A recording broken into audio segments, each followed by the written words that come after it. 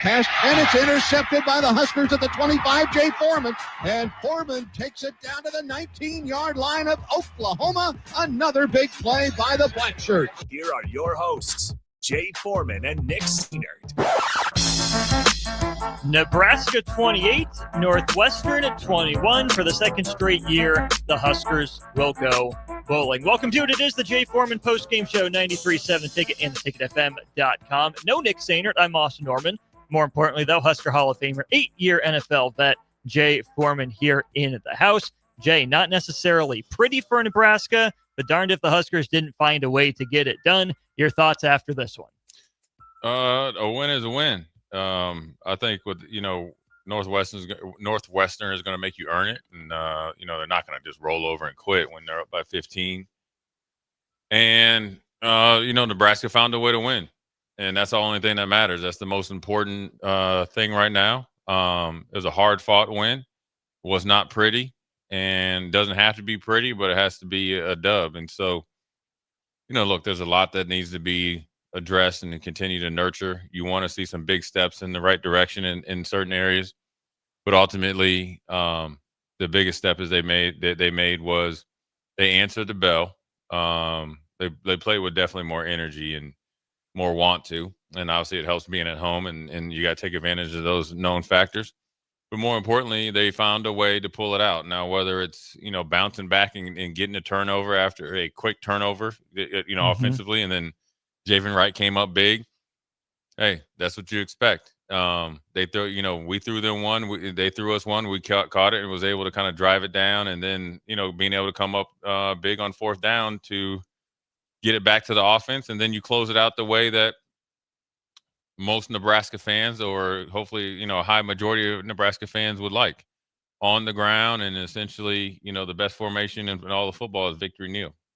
Nebraska got there eventually. 402-464-5685. Your thoughts. Harder Heman Jewelers text line and Honda of Lincoln hotline. Let's get to this first and foremost from Hayden watching on YouTube. Way to bounce back after last week. Much better showing today. Jay, it's much better because it's a win. Did Nebraska play better today than it did in its previous two wins, or did Nebraska just find a way to win, maybe despite playing in a very similar manner to other weeks? I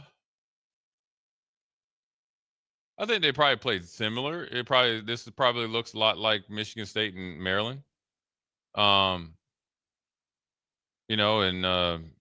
some areas obviously I think they played better. I think more importantly, the biggest drastic difference from last week and this week, they answered the bell physically. Now they got to shore up that run defense, without a doubt.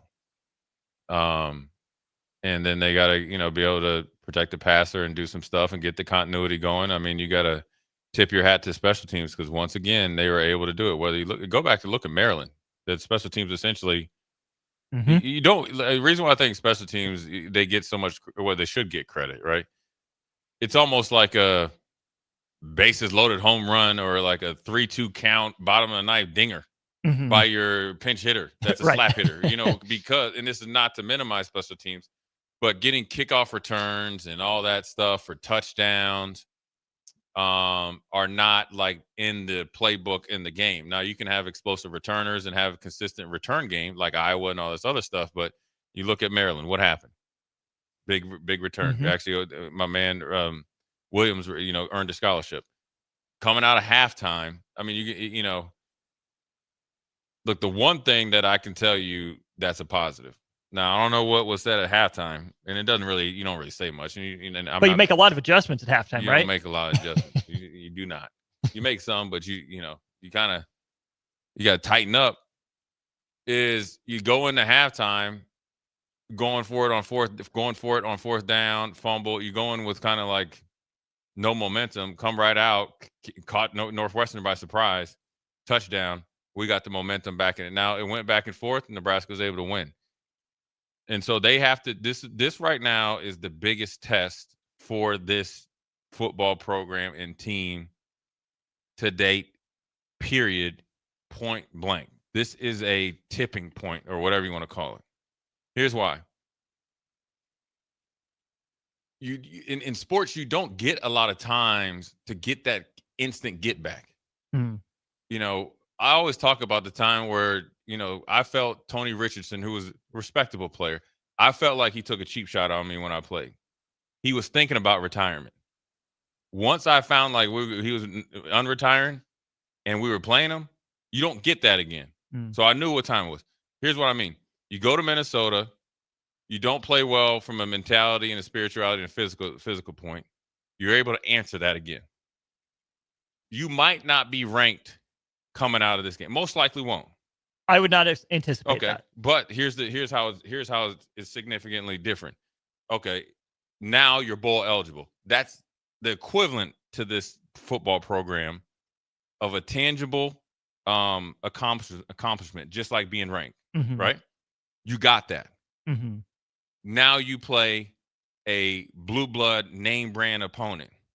How can you deal at your house? It doesn't matter where you're playing, but how do you deal with success?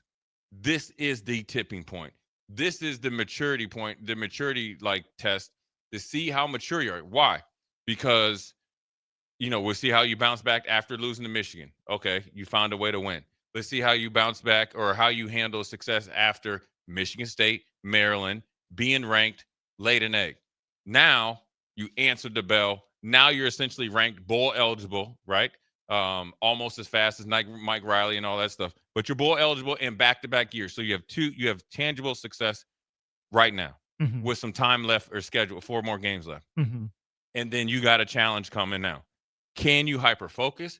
Are you mature to say, okay, that was something that we knew we were going to do and move on and then get better? Because if you don't, then you're right back into where this post game was last week. So this is a huge week. It's actually time to move on. I'm glad you said that. That's where I was going to go, because handling success, you don't have to bounce back from a win. And it's time for this program to stop needing to bounce back. It's time to move forward, to take that next step. And Jay, that's why I think that's going to be so important to see if this program can move forward, because in 2 years at Nebraska, Matt Rule's teams are 1-7 in November. Nebraska was 5-3 in year 1 and then completely fell apart down the stretch in November. The loss at Michigan State, the loss at home to Wisconsin, the loss on the road to Maryland. And then, of course, or maybe it was switch those two around, and then the loss to Iowa at home at the end of the year. Nebraska had 4 cracks at bowl eligibility, couldn't get there. Nebraska gets to 5-3 last year. Lets the first 2 slip away, and then you have a 5-5 Nebraska hosting a 5-5 Wisconsin. Now, Nebraska proved it was in a healthier spot than Wisconsin, and that's shown out this year as well. Nebraska found a way to win at 44-25 right here at home in Lincoln. They win. They get to bowl eligibility. Have Iowa all but dead to rights. One missed tackle on a screenplay, house call. Nebraska can't respond. Now here's another chance in November. Let's see how mentally tough you are. The last time you had that taste of success, you let it get to your head. You didn't handle business. Now, if you're not focused and you're taking the wrong lessons away again, you just undid everything. Yeah, I mean, look, you had everything that you could think of to remedy it, right? You had your head coach call himself, which is obviously very important because everybody's accountable. Said he challenged the assistant coaches, he challenged the players, he challenged the leadership. The leadership had a players only meeting. You're able to beat a team and gut out an ugly victory. It was not pretty, but it's a W. So we're not minimizing it, right? We're maximizing what you just did. You maximizing what you handled the business, what you knew you could do. And now you have a point now to where you'll and it's not even worrying about what everybody will think if you don't handle your business, but you know what it's like when you prepare to handle your business. And I think everybody else knows now. So, how you handle success, especially around here, how you handle success as a young athlete, particularly this football team, has kind of really been the biggest detriment, right? Are you believing the hype? Are you only living in this kind of little vacuum in this bubble and thinking all this stuff that you're maybe a little bit better than you are? You don't have to work as hard. So now you got USC coming in here that's going to be extremely motivated. It's a blackout game. It's 6:30. It's prime time. It's not even about showing everybody what you're doing. It's actually just going out. Well, it is. It's actually you're actually just going to go out and show hopefully the whole nation is how you go about your business. Mm-hmm. And so this isn't a time to worry about your outfits and your whatever, your towels and all that stuff. Mm-hmm. It's time to get down to business. This is time to try to get a leg up on USC. You have every advantage against USC. They're coming from West Coast to East Coast, or not West Coast to Central Time, excuse me. Mm-hmm. They are playing on the road. I think today they kick off later than us, right? I think they're on a bye. Or they're on a bye. Excuse me. I was just kind of always that's what UCLA's playing. That's where I was, and UCLA got the brakes beat off them. Yeah. So they're on a bye. So now UCLA goes into a bye next week. Right. That's why for Nebraska I had it mixed up because I'm thinking how USC game, UCLA, and then obviously the bye week. So now it's also even more paramount that you're more mature. How do you make up for that lost time? Because I'm sure Lincoln Riley and coaching staff watch this game. Mm-hmm. So they're able to kind of and you do some advanced scouting and all that stuff.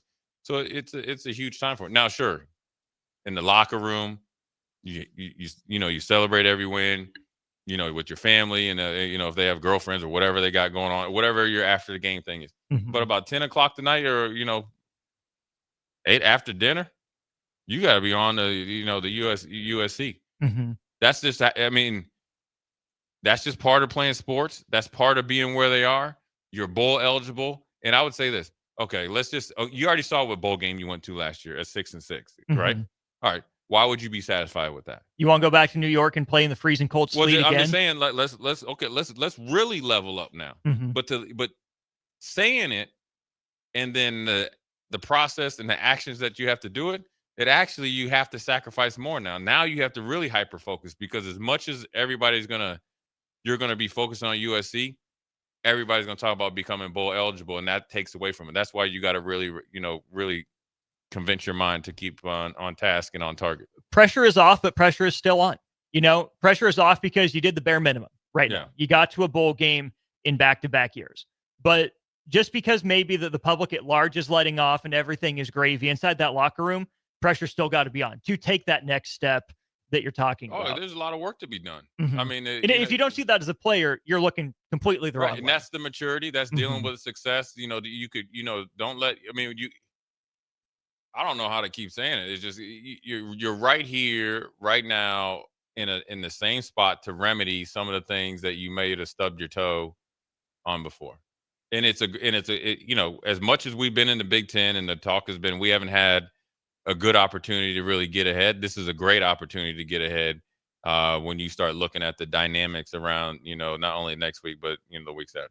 402-464-5685. Starter Heyman Jewelers text line, Honda of Lincoln hotline. You want to be a part of the show? Let's go there. Shock Dog 21. Gritty, not pretty. Nebraska found a way. Emmett Johnson is a dog. Props to him and his toughness. Final line for Emmett Johnson, 27 for 124. Long of 15. That averages out to 4.6 yards per carry. An early touchdown and a late touchdown. Jay, my thing all week on Old School and then again on pregame today was Nebraska needs to know who its dudes are and get them the ball. Have them on the field more often and get them the ball. The very first drive of the game, when Nebraska gets the ball, 6 carries, 38 yards, a touchdown for Emmett Johnson, 2 catches, 31 yards for Isaiah Hunter. Those guys end up leading Nebraska in yards. Emmett, again, the 27 for 124 on the ground. Isaiah Hunter, the leading receiver, 6 catches and 70 yards. We'll start with Emmett Johnson. Your reaction to his performance, how he answered the bell today.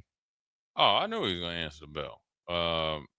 He's been, he's probably been the best offensive player, right? I mean, most consistent when given opportunities. Yeah. Mm-hmm. I mean, he's been the best, most consistent. Well, your best player is the most consistent all year. I think he's answered the bell where people question whether he can handle the physicality. I think he upped his game. So I'm not surprised. I like it. I think he could, is definitely probably, wanting to really get back on track after, Minnesota didn't have a lot of opportunities, but I'm sure from a physicality standpoint, obviously with the pass pro and stuff like that, he wanted to represent and knows that he can, handle his business. I talked to him a little bit and it was a, got to get him right. Yeah. Look, he's mature. That kid's mature. Mm-hmm. He's motivated. He's extremely focused. and he's a great kid. And then, when I talked to him, I was like, I just had to kind of talk to him like we was in the locker room in the 90s. I said, at some point, I said, sometimes you just gotta, just, I can't say it on air. You gotta zip up your suit and let them know who you are. So I'm happy for him, man. 2 touchdowns for Nebraska on the ground, both come by way of Emmett Johnson. People are going to want to talk about the play calling here, Jay. We have one that says it felt like at times Holgorsen would have a lobotomy after watching Johnson take the Northwestern defense's soul for a drive. Then Nebraska starts getting cute with scheme.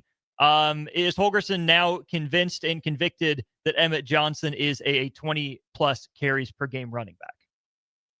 I'm sure he is. I mean, but, he's got to call the game the way he feels that, the game needs to be called. I think if there's some opportunities that were missed, people, and obviously everybody's results based, right? And, you can always say when you drop a pass or you don't complete a pass, or in some case, in this, case, there's an interception. You're like, why didn't we run the ball? Heck, we get stuffed on the run. Why don't we even pass the ball? So I think right now, you got to go back. Look, there's no question that Emmett, can handle the, tote the pill. The way they use him in their run game, he's very effective.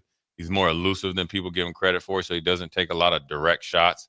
But look, his pitch count, which how many touches is, there's a sweet area, but also he's shown the ability, like against Cincinnati, that when you need him to step up, he can do so. Now, look, I think, you saw some guys come. You saw Mosey come in, and I think he, for a guy that played wide receiver for a majority of the offseason and showing the ability to have that burst, that wide receiver burst, and be able to run behind his pads, you like that. You saw a little bit with Malachi and Mackay, sorry. Yeah. I was thinking about Malachi Coleman. I was talking about him earlier today.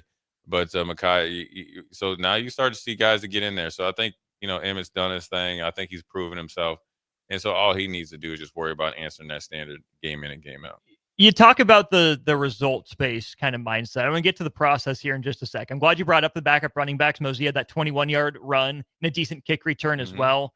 Nelson, that screen lowered that shoulder. For the home run hitter speed, dude, to lower the shoulder on the screen like that, get Nebraska back to third and manageable, that was impressive. Of course, it was Mackay Nelson got whistled for the late hit, the unnecessary roughness penalty on the kickoff that almost had an unsportsmanlike on another one. Yeah.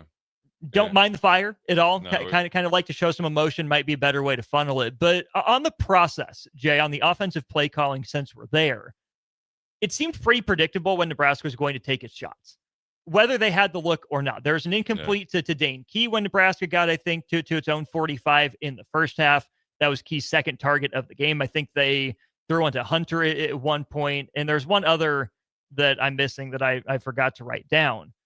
Nebraska, for the most part, did a good job of getting back in rhythm, right? You mentioned the Mackay Nelson screen. Even after that Javen Wright interception, sudden change is what you would call it. Nebraska took a shot, but man, it kind of felt like that would have been an opportunity for Nebraska to grind it out a little bit. Now, Hunter had a step on his guy. Yeah. Raiola just missed him a little bit, so it's there. But man, I think if you're going to take that shot after that sudden change, even though it's never a given, kind of felt like that would be the time for Nebraska to reassert its identity on the ground. Unless, of course, as a play caller, you're thinking, yeah, they're going to load the box. They're going to make us earn it.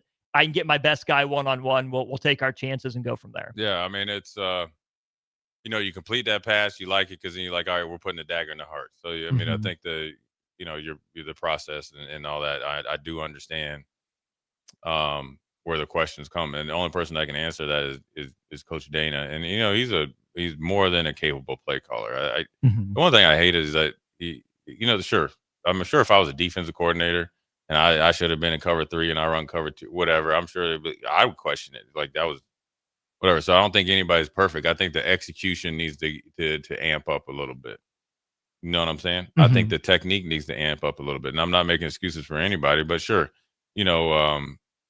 probably after you give up, the game's tied, you probably want to get back to the run game. I could probably say that, in mainly because they didn't have an answer for Emmett.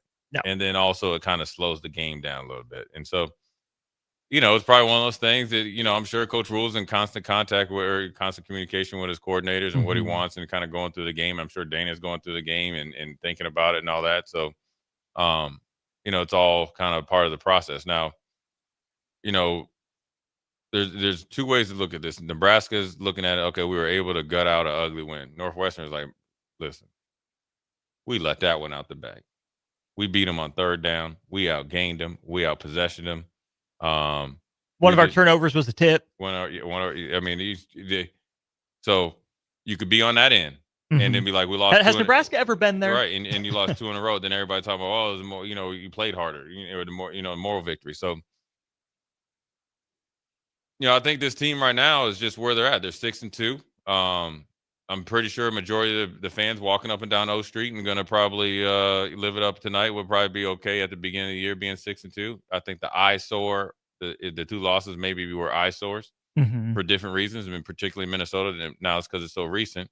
But that's in the past, just like this game. And so, but you don't, like I said, you forgive yourself and you don't forget. But, to go to that next level, this has got to be a point to where everybody goes all in. Yeah. You know what I'm saying? Because that's what you're going to need. USC is significantly better than Northwestern. First of all, they're gonna change the way that you can play based on their ability to play offense. Right? They're gonna stress you a little bit more from a quarterback run game. They're gonna be able to. They're gonna be just as big, and they'll probably be able to handle you on the, a little bit on the edges. So then, how do you kind of defeat that? That means you got to just really, really uptick in your execution percent and be very, very efficient on offense, and understanding the know of the whys and all that stuff, and just go attack the process. 402-464-5685. Again, the number if you want to be a part of the show via text or call. One of our great post-game sponsors here, Anderson Ford of Lincoln. Experience better with upfront market-based pricing at Anderson Auto Group of Lincoln, with 2 locations here in town at 27th and I-80 and 33rd and Yankee Hill. Back to our Starter Heyman Jewelers text line, 0932. Foreman's hair is lit, GBR. Dang. He says lit. I think that's a good thing. Yeah, I'll take it, man. On the run game, Jay. Nebraska was really good early on. Again, Emmett averaged 6 and a third yards per carry on that first drive. Was hitting Northwestern pretty consistently. But when you think about the run game, why it's important to establish the run, in a lot of people's minds, and what coaches will tell you is that, we'll wear the other team down. We'll lean on him. And by the end of the game, it'll get easier. Yeah, Didn't seem like it got easier for Nebraska to run the ball late, which, again, I think would be the next step in the right direction. Some of that could be due to Northwestern just accounting more bodies for it, saying Nebraska's trying to run out the clock. We're going to make it tougher. But, man, it would have been nice to see Nebraska's run game, as good as it was today, wear Northwestern down a little bit more by the end of the game. I just don't think the run game's to that point quite yet. It's not to that point. I don't know if it's going to get to that point because the Big Ten is tough. Northwestern is tough. They play hard. They come to hit. They're easily the most physical team I think Nebraska played. Probably Michigan or whatever. Michigan was probably physical and more sound. Minnesota wasn't as physical as Nebraska made them look, you're saying? As far as the way they were hitting. Gotcha. Them brothers are bringing nothing but hat. You hear me? I hear you. And that's what way they got to play. I do think Northwestern probably gets on that plane. Coach Brown, from a defensive standpoint, probably feels they did not play well defensively. Matter of fact, I know they didn't, but that doesn't matter. You didn't play well. I'm going to look at it. Nebraska didn't allow you to play well in some cases. And so Nebraska at this point, as far as the run game goes, you're able to close the game out like you like. Look, whether it's easy or difficult or somewhere in between, they were able to run the ball effectively. Okay. To the point that people are saying we need to run the ball more, but when they needed to close out the game, touchdown. It wasn't the fancy stuff. Sure. Yeah. I mean, it was a little bit of a clinch there when they threw it on 3rd and 2 and got it. And then Emmett obviously, punched it in, but they feel confident in that connection between Dylan and in the short area pass game. It's a little bit of a new wrinkle that they put in to kind of really, give them some confidence and kind of get some touches to some guys. And it's probably a more high percentage, pitch and catch than people give it credit for. And then you're able to lean on Emmett. And this is with, Teddy getting hurt. And so you had to, Rocco playing banged up, reshuffle your line, and it was just on and popping. And then Emmett did a really good job this is one thing about Emmett where nobody's really called in and said it, is that he imposed his will. This is the thing that you got to give him credit for, is he imposed his will. This is when you talk about you need your guys that, on the internet and off season, all that. He imposed his will on Northwestern early. He was making guys miss. He created the second effort, and then he didn't turn the ball over, which then forced everybody else to uptick their energy. You get what I'm saying? Mm-hmm. So he didn't have to do any talking. He said, I'm done with the talking. Let my pads do the talking, right? He's going to let his pads do the talking. So you got to give him a lot of credit. The final numbers for Nebraska's rushing game will read 39 carries for 155 yards with 2 touchdowns, the long run of 21 yards from Isaiah Mosey. Take sacks and kneel downs out of that equation. It's 164 yards for Nebraska at 4.3 yards per carry. It won't be 4.5 and above, but 4.3 against this Northwestern defense. Certainly enough to get the job done. We'll go up to the top of the hour before we take our first break. 402-464-5685, taking your thoughts all show long. Let's get to the quarterback here, Jay. Someone here, trying to find who exactly it was, said Raiola is still not great at throwing the deep ball. Overall for Dylan Raiola, 16 of 22 on the day, 141 yards, 1 touchdown, 1 interception. Really bad interception. Didn't see the guy in the middle of the field's kind of turning into a problem for him over the last few weeks. But you have to give him a lot of credit for the way he responded and piloted Nebraska on third down. Nebraska was 1 of 5 on third down entering halftime, 5 of 7 in the second half, and 4 huge conversions on that go-ahead touchdown drive. Yeah, it was like right, and they were like 3rd and 7, 3rd and 8. Mm-hmm. So it wasn't like the little flat pass or something. So you got to give him credit. He got it together. Obviously not a finished product, but obviously Nebraska's quarterback position or room is in a lot better shape than it had been in the past. And like I keep saying, Dylan's a young player. Whether people like it or not, he know. I'm assuming he knows it, but if he doesn't, you're a young player. You're getting experience. You're not going to be perfect. Stop trying to be perfect. Stop trying to think you're going to go people need to stop thinking you're going to go from high school to the number 1 pick. You have to go through it. You got to learn how to play. The Big Ten is tough, man. And I know everybody wants to fixate on the Oregons and Ohio State and Michigans and at times Penn State and now Indiana, both offensively, generally defensively. And you can throw Illinois in there. Everybody can play defense. Mm-hmm. Everybody can play in the Big Ten. And, you just got to continue to raise your level of play and you got to give them credit. The offense didn't look very good going into halftime. It was a 7-6 lead. Northwestern was better than Nebraska on third down. And then you got it together and you had 3 crucial completions. And then you were able to get it together for that last drive. And so, sure, I can tell you this right now. You cannot depend on that. Nope. So, but this right here, the bounce back game, the bounce back in the body language, bounce back in the execution is or can be a catapult to be able to play well next week against USC. And so everybody likes a winner. I look at it, it should be a privilege to be critiqued and dissected and challenged and all that stuff. If they're not talking about you, if they're not critiquing your game, then you ain't playing. And so you got to take it. It comes with the territory. It comes with playing quarterback. It comes with the high price tag of what you're getting paid. It comes with your dad being a legacy player. I've dealt with that as well. Look, dude, there's more positive than negatives that come out of it. Yeah, it sucks sometimes because I know football pretty good. I don't know what they do. I'm not in the meetings. The regular 99.9% of the people that have an opinion don't really know. But that's part of the deal. So you might as well embrace it. You don't need to live and die by it, but you always got to understand it's part of the deal. When you play good, when Dylan has a good game or the offense has a good game, Dylan gets majority of the credit. When the offense doesn't play well, he gets majority of the blame. Mm-hmm. It's always somewhere in between. You're never as good as they say you are, and you're never as bad. Mm-hmm. Straight up. That's the honesty. And you never play as good as people think you do, and you never play as bad. And so now when if you can really, really focus on that, and then just really just love the process and the details, and then really crank up your competitiveness, and really understand this is where I'm gonna, or not me. As a player, you're talking to yourself. This is where you're gonna. If I was in line, this is where I'm gonna see what's up. This is what it's all about right here. Mm-hmm. Like, this is where we're gonna see how much you want it, how much you want to compete, how much you're willing to go for it. You get what I'm saying? Oh yeah. Like okay, yeah, we're bowl eligible. Sure. If we had to like bet, yeah, we're probably gonna end up like we'll beat UCLA. Who else we play next? Hope you get Iowa, and then Penn State's right for the picking. Sure, we could go go like 8-4.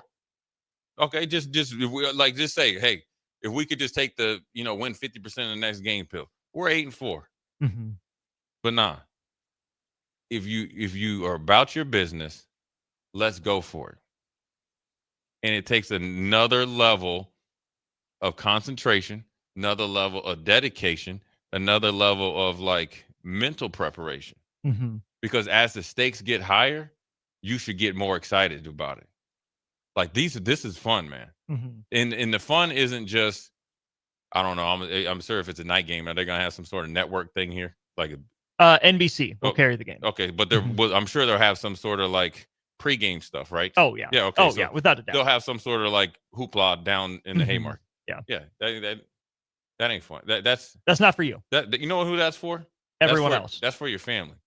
Like when you have your friend come in, like my friend Jamal used to come in, and he always knew we played Colorado. He knew, or something like that. We had a big non-conference game. He coming in to hang out and do that, right?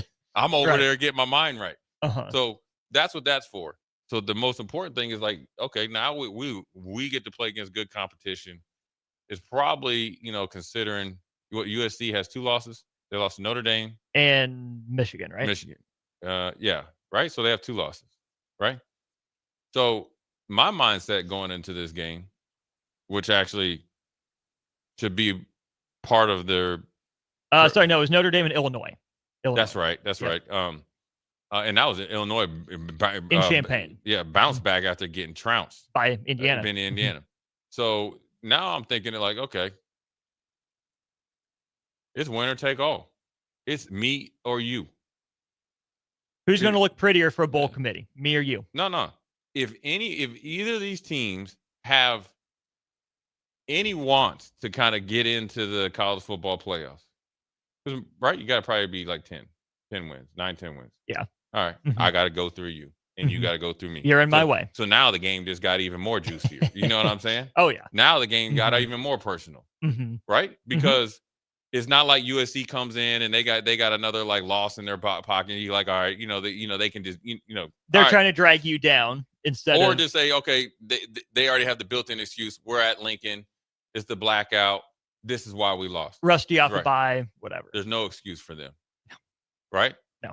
The same things that I just mentioned is the same thing Lincoln Riley is talking to his team about. And the same thing I'm sure Coach Rule is talking about. They're in front of us. We're going to get their best shot. They're playing for the same things that we are. We're both in the same place as programs. We're trying to get back to national prevalence in the true conversation, and that's top 12 or top 11. You can take out to group of 5. So that's where we're trying to get. Winner take all. Let's hit a couple general texts, and then we'll talk some more specifics. Yeah, where the callers at, man? Especially on the defense when we get back for the next hour of post-game cheeseburger. Do I want to be great again? Yes, of course, but I'll take this win. Shows Nebraska can win close games. Champions aren't built overnight. At least we're here critiquing a win and not another close loss. Brad says it's Northwestern. It's always ugly. If Nebraska has a Big Ten rival outside of Iowa, it's Northwestern. 11th game out of 14 in the series that have been decided by 1 possession or less. And then Sandman at 460. This is a good win over a good Northwestern team. They ought to win at least 2 more this season. Let's hit on that from Northwestern really quick here, Jay. Remaining schedule for the Wildcats. They will be off next weekend before they travel out to USC on Friday, November 7th. So it'll be a short week for USC. It'll be 13 days off for Northwestern. Then they get Michigan on the shores of Lake Michigan on November 15th. November 22nd, they host Minnesota. They will then go on the road to finish the year Illinois, right? At Illinois. Indeed, that's a rivalry week. Indeed, I can't say I would bank on 2 more wins if I'm a Northwestern fan. You're hoping you can get one of those next 4. Northwestern's solid. They picked up that win over Penn State. That's not nothing. That's yeah, a they bonus. played Oregon tight. But, man, I don't think that Northwestern goes 2-2 in November. 2-2. They'd be lucky to go 1-3. I think they're shooting for 1-3, and they're circling Minnesota. Although Michigan, we'll see.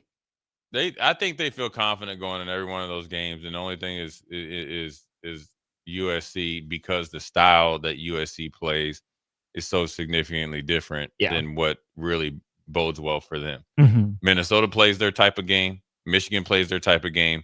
Illinois plays their type of game.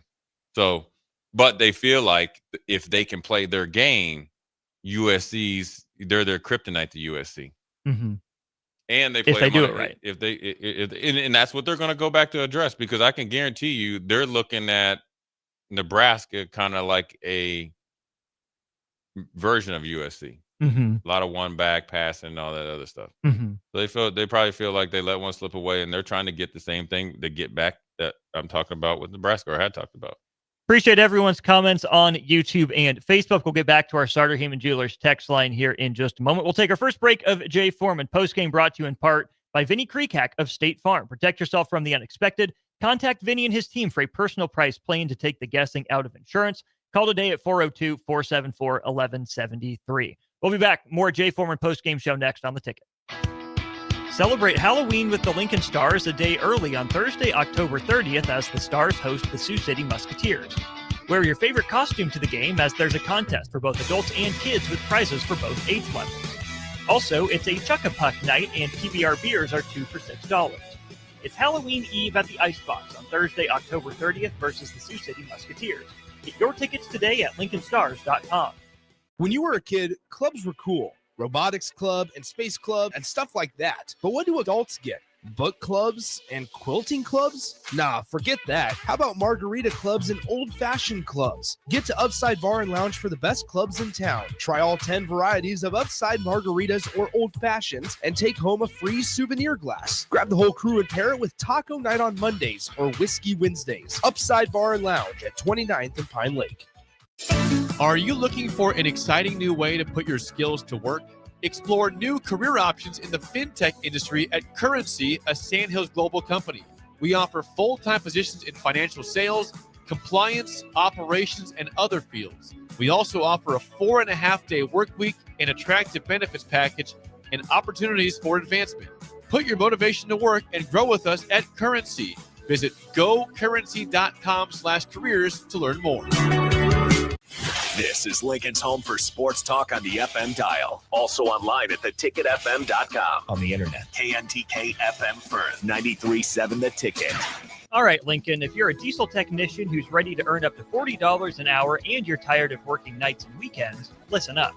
Inland Truck Parts and Service is hiring experienced diesel technicians right here in Lincoln, and they're offering what every hardworking tech wants. Monday through Friday hours, no nights, no weekends, and paid training on advanced diesel technology. With 37 locations across 12 states, career advancement opportunities are endless. Start building towards your future and apply today at inlandtruck.com. That's inlandtruck.com. Or text APPLY to 785-369-1320.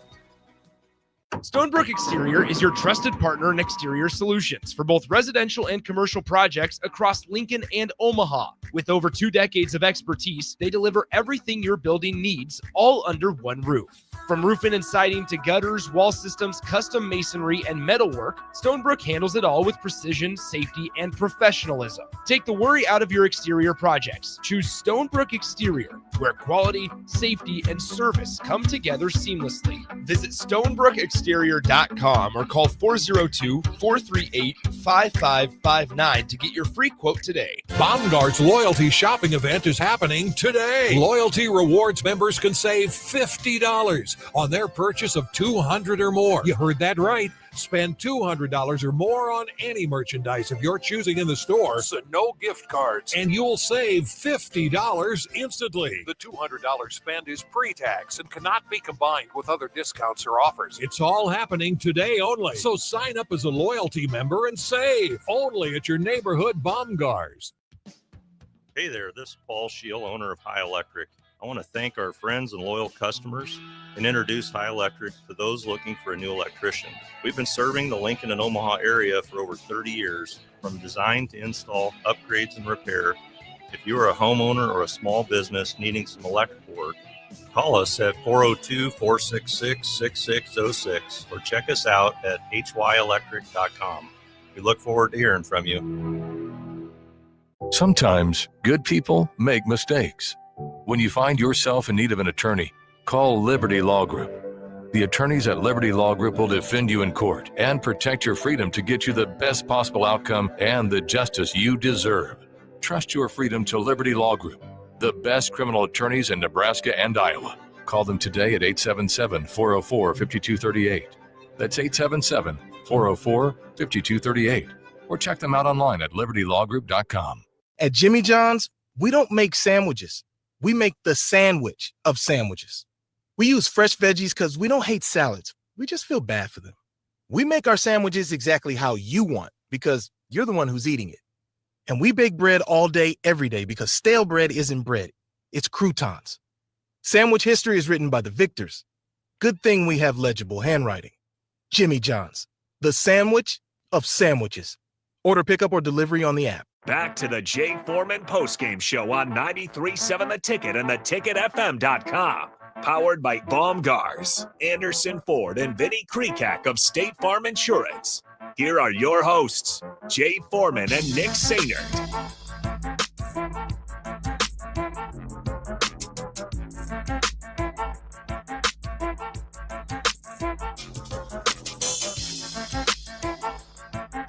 Three o'clock hour of post-game. Nebraska takes down Northwestern 28-21. The Huskers are bowl eligible again. This fall, Baumgars has everything you need to get your farm ready for the season and tools for your fall projects to get ready before winter.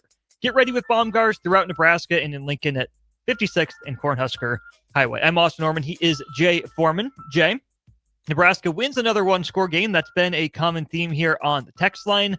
Yeah. I do think it's fair to say this one didn't need to be a one-score game in the end. Nebraska up 21-6. Things went sideways. Yeah, it went sideways. But one thing, listen, the best thing about this game, I just got a reminder.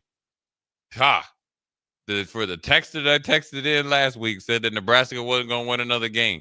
And I ran my mouth talking about I'll shave my head. Yeah, it's lit and it ain't going nowhere. It's about to be more lit. I'm gonna tell you this right now. Yeah, grow it out. I'm growing it out like Tim Duncan. Yes, that I just got reminded. Let me tell you something. Now we're gonna have a moment of truth. Listen, you could have squeezed a cubic zirconium out of me, man. My butt was so tight when that game got caught up tight 21-21. And then we had to pick. I was like, oh, hell no. I said, what did I do? Yeah. You're scared. You're scared. I was You're nervous. I was scared. I was scared because that pressure would have been tight. But we don't got to worry about that right now. 42-76, multiple times this season, Nebraska goes up multiple scores and then blows it all away. Also, refs made horrible calls. Oh, my goodness. Let's start with the first part of that, Jay. Nebraska got up 14 against Michigan State, got up 10 against Maryland, and now 15 against Northwestern. Obviously, when you blow multiple possession leads, it's on everyone. But if you look at the last 3 games that Nebraska's gotten up by double digits in, is it more to do with the offense not sustaining drives, the defense not getting that one key stop to really put them away? What do you attribute Nebraska's lack of ability to consistently keep teams at arm's length to? I think it's a few things. One is learning how to close. Now, you're trying to learn how to win and how to be a winning football team. And so, I can't speak for Coach Rule, but I'm sure he had to come in and really just kind of, try to get all that like dumb plays out of it, right? The plays where you got double-digit penalties and like all that stuff, right? So that's learning, how to be a sustainable, like somewhat give yourself a winning chance. Mm-hmm. Learning how to close in the dagger in the heart is the next step, because then you have to take another step back and say, okay, what's not just what's best for me, but what's best for the team. You got to really make sure you don't hurry up. You got to play fast, but not in a hurry. What I mean is simple, example is, we got this lead by 15 points by snapping the ball, let's just say with 12 in between, 12 and 8 seconds left. Well, since we got the lead, doesn't mean we start snapping it at 18 to 16. Well, in fact, you should probably start snapping it at 6 or 8. If you have a lead. Right. But I'm saying because every second counts. We got to make the simple plays. It could be, I don't know offhand. It could be like getting better to understanding how a team, in this case Northwestern or the teams that you mentioned before, will attack us being down by 2 scores. Mm-hmm. Because they'll run the same play but look for a different option based on being down by 2 scores. Then it changes your mind defensively to understand potentially as you get close to midfield, everything's 4-down territory. So the second and third down play is setting up potentially the 4th down play. Mm-hmm. So it changes how you operate offensively. You have to think, okay, we have to be even better on first down. We can't give. Okay, remember when they ran the revert, like kind of, it was a jet sweep or kind of reverse to their sideline, and we had like the Wild or Wildy, whatever his name was, 17. No, Nebraska ran it. Oh, and, yeah. And then they got the I guess there was improper movement. The abrupt movement. Yeah. Right. Essentially, you start. Essentially, it's the it's the California roll through the stop sign. Those are the things you have to make sure that you're mindful of as you're trying to really go from, in this case, a 15-point lead to potentially an 18-point lead, a 21-point lead. Mm-hmm. And then, sure, there's some questionable calls on both ends. Northwestern, I know for a fact, is thinking they didn't do enough, they didn't review of those early 4th and 1 conversions by Nebraska. Well, Northwestern also didn't give itself a chance to by blowing its challenge early. Right. But they were probably expecting, I don't know where the booth or whatever. It was awful quick, and that's what they're thinking. I heard them over there. But then, then there were some bad calls and, that Nebraska didn't go their way. Well, Marshall got away with the holding call from the first Chiefs-Eagles Super Bowl. Yeah. Kind of got the guy around the hips enough maybe to affect it. Maybe the ball was too long. I don't know. The uncalled hold on Williams-Nwaneri was really bad. Right. Nebraska got lucky that there was a conference when Dasan McCullough got blocked into the fence, essentially, and then did something unsportsmanlike. Yeah. Lucky got both of those. Nebraska didn't create its own luck. Nebraska didn't capitalize. It went both ways. It went both ways, but also then you have the factor of the questionable pass interference call that led to Northwestern's first. So the point is you got to understand that if something like that happens, that we really got to tighten up. We can't let that uncontrollable, which is a subjective call by somebody that's not, it's a referee, lead to, 15 unanswered points. And then you have to really depend on, the next drive to win the game. On top of the special teams, obviously missed the kick and all that, and maybe it dictated the reason why Nebraska went, 4th or whatever. But more importantly, you have to appreciate your special teams for playing their part and pretty much winning the game, right? Anytime you score a special teams touchdown, they generally are the winners of the game. They are a big part of it because that's not what you are able to do 12 weeks in a row. But you also got to understand that you got to really level up and get it to where special teams can possibly be the dagger in the heart. Offense, defense is playing, special teams makes a huge play, game, set, match. So I think it's the flip in the mindset. 9495, can you explain the abrupt movement call better? So this is from a Georgia site that wrote about this. Essentially, it's a defensive delay of game. And here's just what the article wrote. Defensive delay of game. This rule was made to combat a strategy Georgia's defensive has used frequently over the past few seasons. Once the offense comes set, defenses will suddenly shift their entire defensive line, sometimes causing the offense to false start. This abrupt movement will now be illegal under the new rule. Yeah. The defense cannot simulate a snap trying to get the offensive player to false start. Abrupt coordinated movements will result in a delay of game penalty for the defense. That's the rule change that they made. I didn't think it was all of Nebraska's defensive line that moved. I thought it was just called on Riley Van Poppel, number 5, who did have the offsides at that point before. Yeah. Ultimately leading to 7 points, as did the 4th down. I love the decision to go for it from Northwestern. They're on 4th and 3, but man, the guy officially catches the ball at the 26-yard line, 27-yard line. They give it to him at the 25-yard line somehow. But at the end of the day, it did go both ways. Bad calls matter. Nebraska does enough to overcome them. 402-464-5685. Jay, let's dive into the Nebraska football defense a little bit here.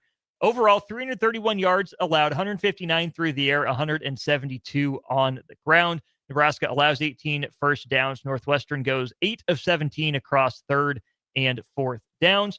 Preston Stone does throw the 2 interceptions.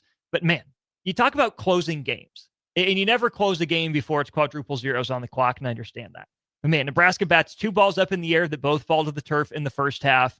Riley Van Poppel is over the fumble in the first half on that botched exchange between Stone and the running back. He's over the ball, and yet he doesn't get it. And then when you're up 2 possessions at 15 points, again, I know you play till quadruple zeros, but when you talk about closing, I don't think about just Nebraska's last drive to go take the lead or the last defensive stand there where Northwestern moves the ball to Nebraska territory in 2 plays. Sometimes you got to be able to close out a game, at least mentally, give a team on the other sideline way too much to think about. Like, man, we just really can't get anything going against these guys.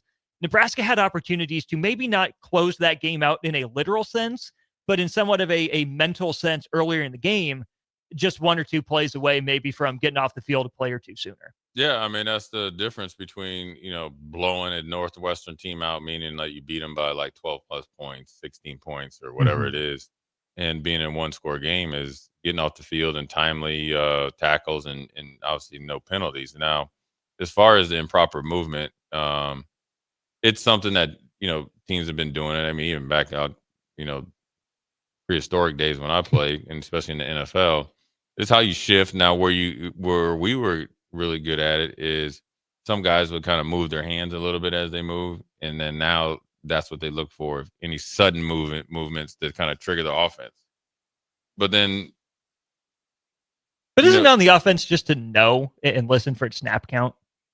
Well, you're not. Because a lot of them are going on first movement based on being on the road. Northwestern. Okay. You could probably hear it, but I'm reading out of my peripheral. The other guy moving. Yeah. Okay. Right. Or I'm actually going on his movement. So it works to the advantage, especially when you're at home. But more importantly, with Nebraska, making some timely plays. Defensively, you give up that big run. Cam Linhart probably got buried trying to shove the guy into the pile. And then he kept his balance, and then he went around. Kind of looked like Houston Christian a little bit, the one they bounced outside where you have him until you don't. One it wasn't a schematic thing. It wasn't even like a physicality thing. It's actually a technique thing. You could do the same thing, but you still keep your outside leverage and your eyes there, and he runs right into you. Now, what happens is he goes around. Now it looks like he can't stop the run. Those are the plays that kind of, whether, and same thing last week against Minnesota. So they got to really understand and don't let the emotion get into it, of trying to dominate somebody. And it was a chippy game. They were physical, and, it's something where Nebraska's defense, did some good things and did a pretty good job against the pass. I felt like Sierra Wright coverage-wise did a really good job. I mean, he had a little bit of a easier matchup. I think Donovan Jones obviously did some good things. They did a good job of, especially against Stone, and that was one of the things, was the batted balls, right? If you can't get there, because there's a pretty good offensive line there from Northwestern. I mean, as you mentioned a couple different times on Whiteboard Wednesday and Thursday. They're pretty good, man. I mean, and they know what they're doing. They're not fooled by much. They're coached very well. And so if you're not able to get to the quarterback, and you got a quarterback that's has a little bit, he doesn't have a high release or a low release. He's real medium. You can bat a lot of balls, and we got to come up with those plays, because they'll come in bunches, especially against a quarterback like that. So either way, Nebraska was able to make enough plays, and so they have to take that and then also really address some of the issues that they need to get better at. Pecan Pie on the text line: need a new defensive coordinator. That guy calls horrible games. Really? Hey, man. This dude, that's easy to say when, Coach Rule was talking about it last week. So essentially, if and I get it, whatever, but it's not going to happen. That's not the answer. John Butler didn't make Nebraska lose leverage. He's not coaching them to lose leverage. Right. So They got stuff they got to work on. They got to continue to work at it. I don't think it's the calls. They just got to play a little bit better, and they played better today. He only allowed 21 points. They played 24 better. Last week, and they played better today. And they still got to get better at some stuff because you always are constantly chasing that rabbit. But more importantly, they did what they needed to do, and they shut the game down and got the victory. You mentioned, I think it was you in the pregame said your key was the linebacker opposite of Javen Wright, whoever that was going to be. Yeah. First of all, shout out Javen Wright for the interception there at the end to get the ball back for Nebraska. I think that's a really veteran savvy play. Kind of hid behind the umpire. Yeah. You can kind of tell where Stone was looking, and Wright was able to see Stone the whole way because he's taller than the umpire. He was in really good position. Stone never saw him. He was looking for Wild 17 over the middle there. Javen Wright was just lying in wait. Right. But, Jay, on that other linebacker position, Vincent Shavers Jr. playing with the cast, the club on one of his hands, ends up with 6 tackles on the day. What do you make of the off linebacker from Javen Wright's performance today? I mean, he handled his business, and Watson Trent probably made more plays than he got his credit for. And only 1 tackle officially for 33. But I know 2 of them that was there, and they played all right. Probably could play a little bit better, obviously. But I felt like Northwestern's run game was legit enough, so they answered the bell. And they've been playing pretty consistent here the last few weeks. So you got to give Coach Rob Dvorak credit and the guys, raising their game. And then I think the biggest thing with Javen, you get that layup. He was kind of playing a little hide and go seek. He kind of got mixed with the ump that happened. They had really good coverage. They had a guy in trail, Javen underneath, and a guy playing top down on their best player. Mm-hmm. But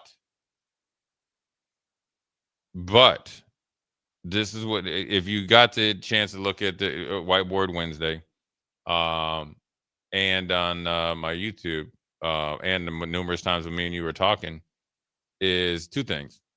I told you what's going to happen. He will force the ball and give you opportunities. I'm actually surprised. Well, actually, the chances are that probably Nebraska could have had 3 interceptions off the tip balls, right? Mm-hmm. And those are forced passes. I mean, heck, the one that would bounce off the running back's hands, that's on him. Like, dog, you just Stone you got bricking. Come on, Butterfingers. And then also he was throwing blindly slot seam fades. Blindly. Just chuck Screw it. He's down there somewhere. Yeah. It's gonna happen. It ain't changing. Hey man, they can hire me over there. I can do this in just 10 minutes. I got all the answers, but so I think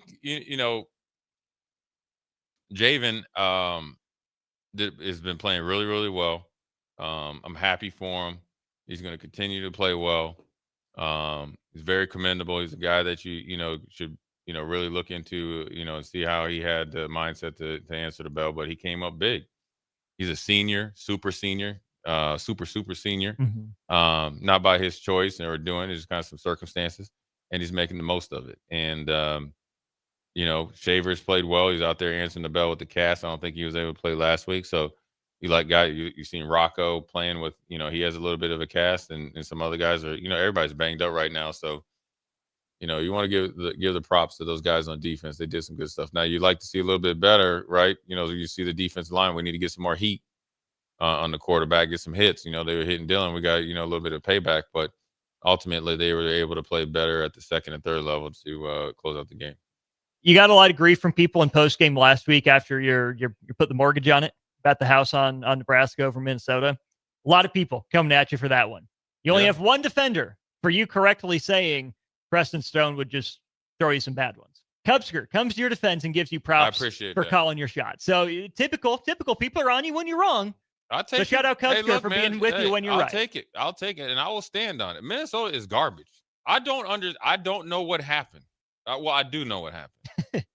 That's why I'm so disappointed. Mm-hmm. Heck, people up in Minnesota were surprised. Okay, disappointed Nebraska didn't put up more. These are guys that are in the history books at Minnesota. They're like, what happened? Thank you. But they are getting served right now by those the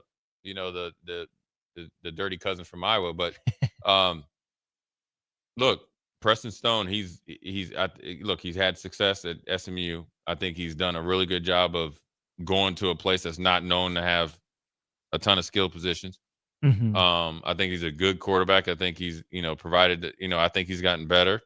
But also I think the one thing that he does that's really, I guess, fruitful for defenses moving forward, because this is what he's done all season, is, and I understand it, in money time, you think players, not plays.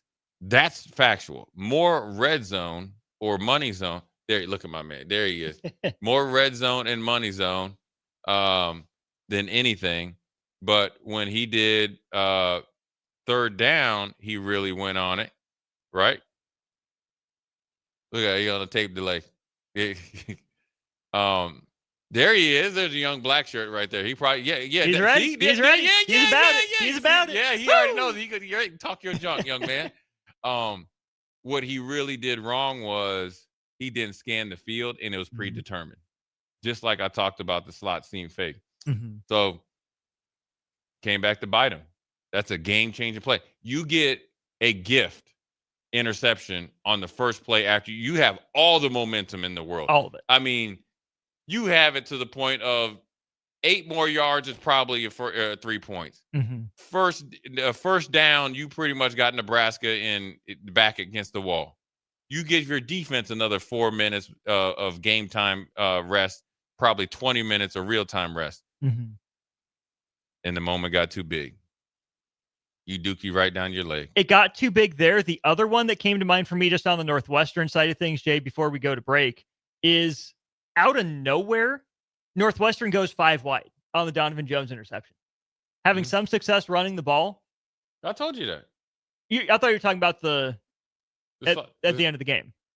Going the other way. I'm just saying, Northwestern, out of nowhere, like the coach was just, all right, man, you know what? Dude, just go 5 wide. You are not 5 wide university. I gave you so much credit for not doing that. You knew who you were. And you proved me wrong, David Braun. Listen, they do it every game. They did it. Listen, they did it against Oregon when the game was tight, and the game ended up being an avalanche. They did it against Penn State, and they did it against Purdue. They will handle business and play it tight to the vest, and they say, hey, man, you know that 5 wides that we put in.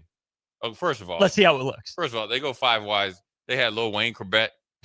They try to do a 50-50 ball to him. Not happening. No, not happening. Come on. Come on, player. Right? This is really? You got 80 out there. That right looks like a bootleg Altoon. And then you had Jordy Nelson's little brother, 17. And Wayne Corbett, Altoon, and Jordy Nelson. That's all-star lineup at Northwestern. And hey, Jordy Nelson. Cold. He's only second to Dallas Clark. In my book. Okay.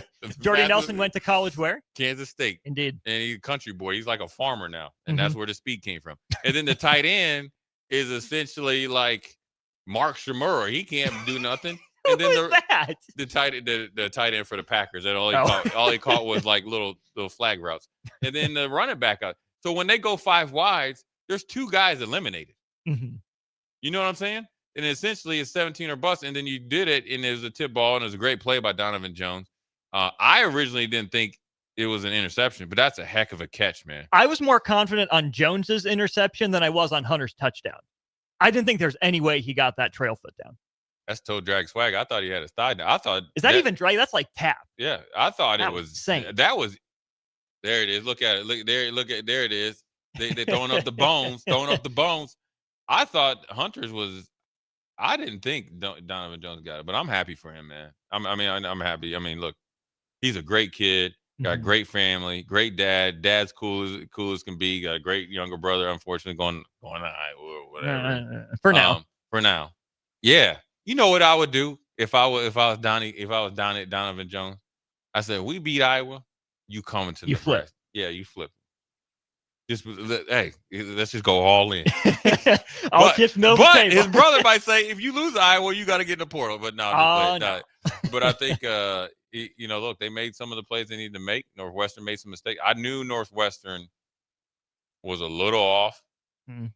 Yo, this was probably the funniest illegal procedure offensive lineman move when number 60. I'm pulling. He pulled before the dude got into like his pre-cadence. Hey, left defensive end, right. I'm coming for you. That reminds me of a time I was running down on kickoff. It was Antoine Winfield was to my right and senior. A senior. And we were going to run down, and the wind blew the ball over, and I was gone. But I kept running. Twan took his mouthpiece. He's like, yeah, I like the certainty, Jay. I like that. He's laughing at me, right? I'm like, hey, man, on kickoff, I got to go get it, man. It's the only way I'm getting paid. But I make my money. Yeah, man. I think, look, man, Nebraska's where they're at. They got a lot to improve on. They got a lot to kind of address. And the biggest thing they have to address is internally the conversations they're having within themselves and amongst themselves. You know what I mean? Yeah. Because, sure, you got to, because that really, if that's addressed, I think that will like flow over into like how you play and prepare. Mm-hmm. You get what I'm saying? Mm-hmm. Learning from your mistakes, understanding this is a hard season. It is a very gettable schedule. It still is. Teams, sure, they've gotten better, right? Other teams, UCLA is definitely better than when they were earlier in the season. We'll see about Penn State where they're at. Iowa's probably better offensively, it looks like, than they were earlier in the season. Mark Gronowski, by the way, has run for another touchdown. That's 11 this year, tying the quarterback record at Iowa, and the new Big Ten record for most consecutive games with a quarterback rushing touchdown. 8 games in a row he's run for. And who's the guy at Iowa that had more? Was it Banks? I would assume Banks, but I don't know that for a fact. He was a problem. Brad Banks, Heisman runner-up. Double B was a problem. But so then you look at USC. They're probably better. In their mind, they're probably a little bit lower than they expect. But I think better than last year. Better than last year. Mm-hmm. So, if you thought that you were just going to go through the season and nobody got better, then that's shame on you. So now because you feel like you've gotten better, they gotten better, but this is a very gettable schedule. So now you just got to go get it. You can go get a new car at Anderson Ford of Lincoln. Experience better with upfront market-based pricing at Anderson Auto Group of Lincoln. 2 locations here in town, 27th and I-80 and 33rd and Yankee Hill. Husker Hall of Famer Jay Foreman. I'm Austin Norman. More of the Jay Foreman postgame show next on The Ticket. Select Plumbing and Utility has been serving Lincoln and the surrounding area for 14 years, and they're not slowing down. Select Plumbing and Utility handles all your plumbing needs, from faucets and water heaters to full renovations, and they can even help with your heating and cooling needs. They're also Lincoln's underground experts, repairing and replacing broken underground water and sewer lines since day one. Contact Select Plumbing and Utility today at 402-560-6197, assuring excellence in every situation, opportunity, and challenge. That's 402-560-6197. I can't believe I just scratched that car. Find my insurance card. Dude, what do you have in this glove box? Ew, are these socks dirty? Oh, forget about the socks. I need my insurance card. Just pull it up on the State Farm mobile app. But I can do that? Oh, hey, I can do that. Yep, it's called service. I can file a claim on here too? Yeah, it's called service. Whoa, I can call my agent too? It's called service. Call your local State Farm agent, Vinny Krikak, today at 402-474-1173. Nutrition Authority invites you to check out Renew PM, the ultimate nighttime recovery formula. Fall asleep faster, stay asleep longer, and wake up refreshed. Renew PM can only be found at Nutrition Authority, the home of better than internet pricing. Own the night with Renew PM. For store info, visit mynutritionauthority.com. Schaefer's is celebrating its 79th anniversary with special rebates, financing, savings, and free delivery store-wide. Update your home with innovative Samsung appliances and save up to an additional $900 with rebates. Samsung Innovation saves you energy and time with easy-to-connect appliance technology. Plus, during Schaefer's anniversary, get free delivery on your appliance purchase. So hurry in during Schaefer's 79th anniversary event, going on now. Celebrate Halloween with the Lincoln Stars a day early on Thursday, October 30th, as the Stars host the Sioux City Musketeers.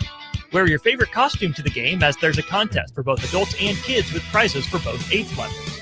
Also, it's a Chuck-a-Puck night, and PBR beers are 2 for $6. It's Halloween Eve at the Icebox on Thursday, October 30th versus the Sioux City Musketeers. Get your tickets today at LincolnStars.com.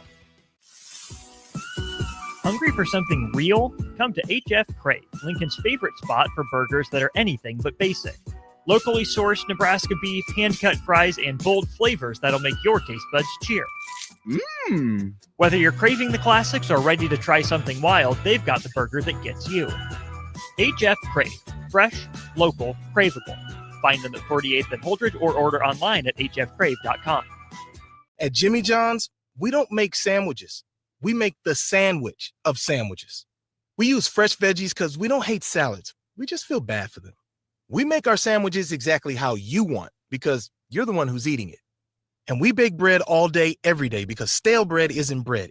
It's croutons. Sandwich history is written by the victors. Good thing we have legible handwriting.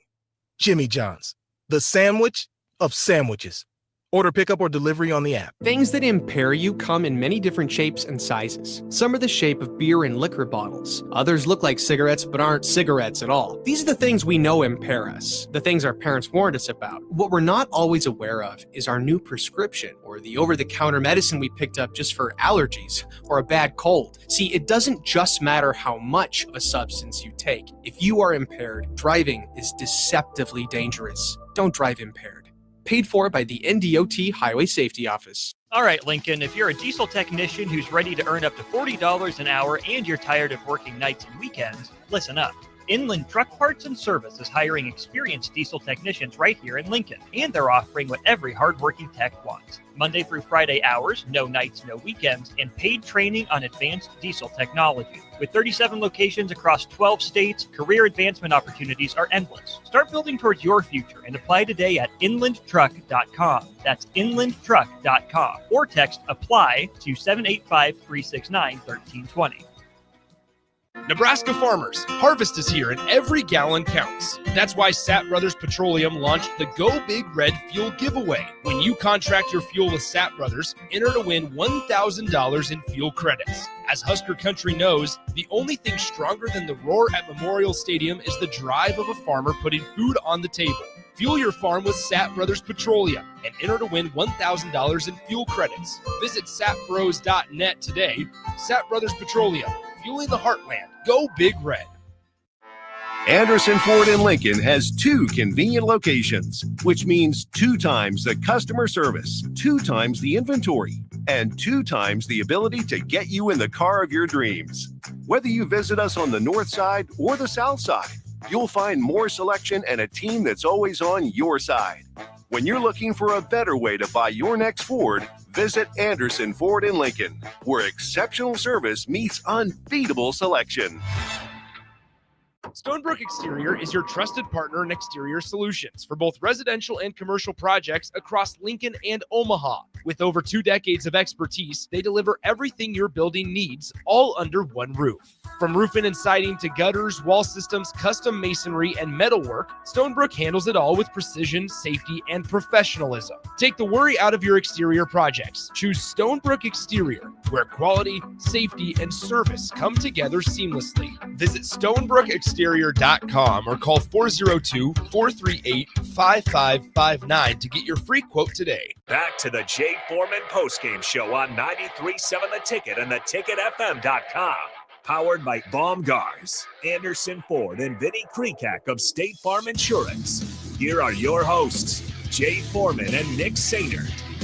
Welcome back to Jay Foreman Postgame, 93.7 Ticket, ticketfm.com. You can be a part of the show, 402-464-5685. Our starter Heyman Jewelers text line and Honda of Lincoln hotline open and available for you. I'm Austin. He is Jay. Let's get right back to it. The starter Heyman Jewelers text line. From PacFan72, Nebraska really needs to recruit some interior defensive linemen. They recruited pass rushers so much they neglected the middle of the defense. In the Big Ten, you need the middle to be stout. Also, let's shore up the offensive line while we're at it. Not a huge impact day, I would say, for the defensive line, Jay. Riley Van Poppel had that tackle for no gain there in the first half. Other than that, took a while for Nebraska to crank up the heat, but a week after really getting called to the carpet. Not a perfect game for the Nebraska football offensive line, but I believe it was only the 1 sack allowed in the first half. 4 tackles for loss for Northwestern, not great. One of them on the perimeter on the Hunter jet sweep. Not perfect, but I thought the offensive line at least wasn't a negative for Nebraska today. No, I think they played obviously better than last week. I mean, they ran the ball at that clip that they ran it with Emmett and Nelson and Mosey. You got to give them credit that they played better. There was a couple times. I mean, Dylan got hit a couple times. Free runner one time. got sacked in another. But it definitely wasn't a glaring weakness as it was against Minnesota. So you got to give them credit where credit's due. They took a lot of heat after last week. Coach Donnie went back to work. The players went back to work. They faced some injury issues. Obviously, I don't know if they knew right away if Rocco was ever going to be able to play. So you're missing some continuity. And then I think Gunnar Gutula is out or was out because he didn't play because Teddy started, right? Yeah. Then he goes down, and then they were able to. Gutula did end up playing, I believe. He's going through warm-ups at least, but Prohaska was in until he went down, and that was Canuck. Yeah, so then, now you got backups in, and they stepped up to play good, or play well enough to win. So it wasn't perfect, but it definitely wasn't. It was definitely a step in the right direction in a positive way for compared to last week and week before that. Newt on the Sartor Heyman Jewelers text line. What do you think about getting a little play action in? Let me go first on this one, Jay, because I texted you and Nick this first quarter, second quarter. Nebraska's under center run game, especially between the 20s, has been pretty good, all things considered. Seems like they've had some success. And this was one of the things that some national commenters were bringing up about the Chiefs, is that in the NFL, it's hard to run the RPO stuff for a long time. Andy Reid was one of the guys kind of on the forefront of that. And we have a guy like Patrick Mahomes that makes the checks, and Dylan Raiola, who you trust to make the checks. You get why you do it. Mm-hmm. But I really thought Nebraska's run game really all year looked better and more consistent when Nebraska lined up under center. Not the stuff Minnesota did last week with a fullback or anything like that. Yeah. But I think that would open up maybe some avenues for Nebraska if they would go under center more. Of course, it's what's still uncomfortable with. What are the receivers comfortable with, the offensive line as well. But I do think that that's something that as we get into November, I would like to see Nebraska go under center a little bit more. Yeah, but you also have to understand that USC and their coordinators they're focusing on that. So I think the execution needs to be, amped up, and in the RPO, you got to continue to make the right decision. Sometimes even if it's the RPO, you just run it. And that's where you come from experience of being a veteran quarterback, along with the coordinator, being in conjunction and allowing you to kind of make the layup play. Mm-hmm.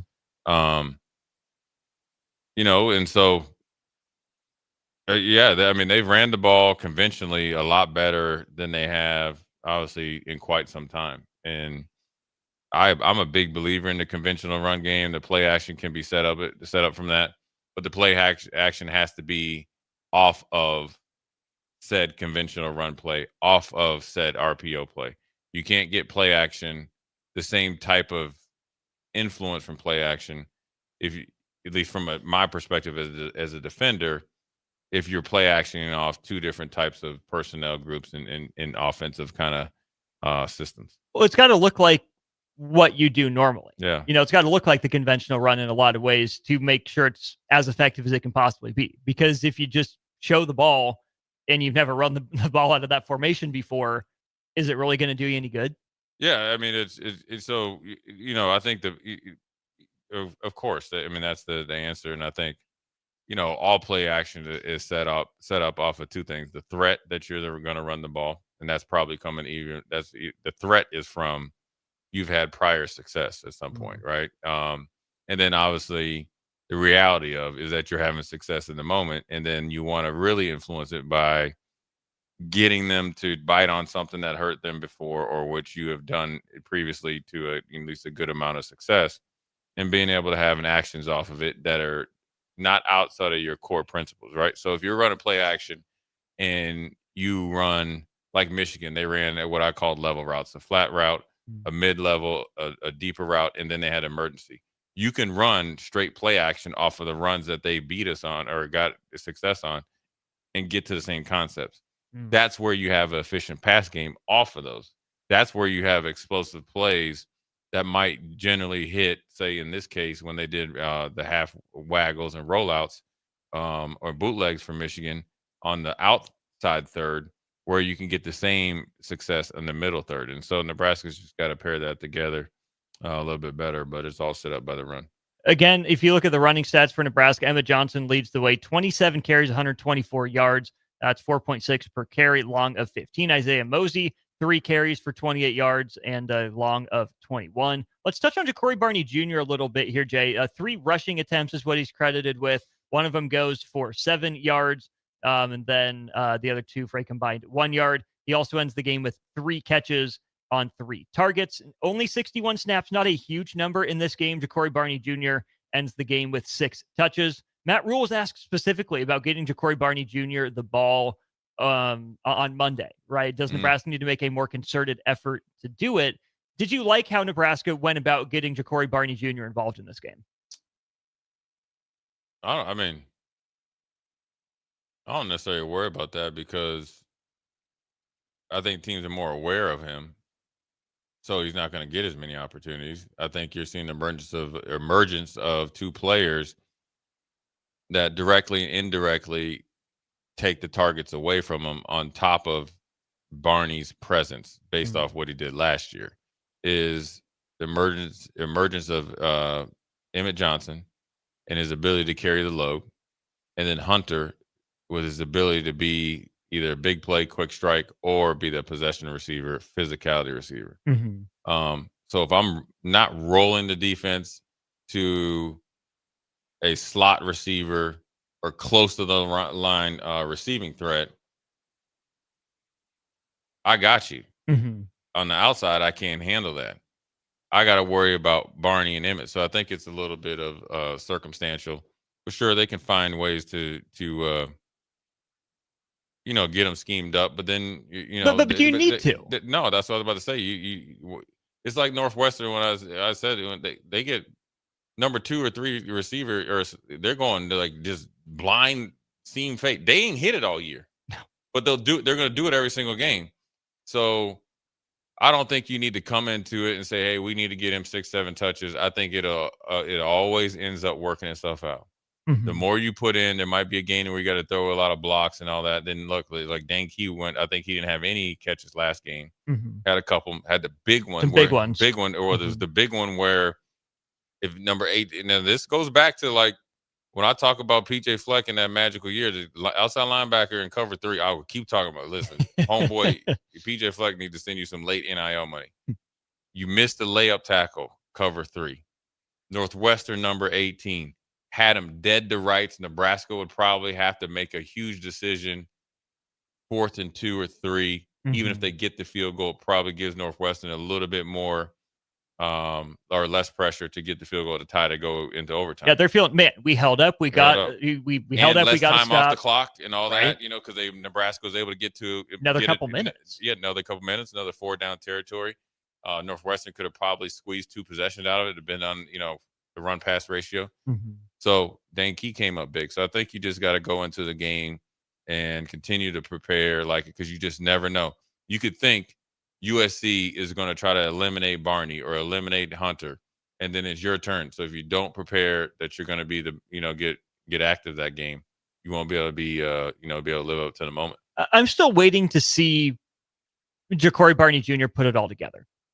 I know he's just a sophomore, but Jay, let me ask you this. What is the defining strength for Ja'Cory Barney Jr.? What is he best at? What's his number 1 skill for Nebraska? His number 1 skill? Yeah, what is he best at? Are you talking about like this year for last year? I think last year. Just as a player, like what is Ja'Cory Barney Jr. the best at as a player for Nebraska? I think he gives you that exciting play and that potential in the middle of the field. He's done it. He did it last year. Now, listen, listen, man. It's not sophomore slump. It's like you're not surprising nobody this year. We know who you are. Nobody knew who you were last year. And you didn't have this type of skill position guys around you. Everybody leveled up. That doesn't mean he's a different player. Now, where he needs to get – here's where people need to understand from a football standpoint the difference of what you're seeing and what's actually happening. So he's had some huge returns, right? It's easy to see. Guys are coming – now, granted, they're coming down there and knock your head off, but it's easy to see, and you have better special teams this year. So to really see where you got to go, it's one cut, go. Now you one-on-one with a linebacker, a lineman, and you got to just, make sure they don't rally. When people are expecting, and this is where his experience and where he can take it the next level, and maybe this is answering it, is that when you're running those jet sweeps or you're catching those like option routes. You are actually reading the defense as you're actually catching the football.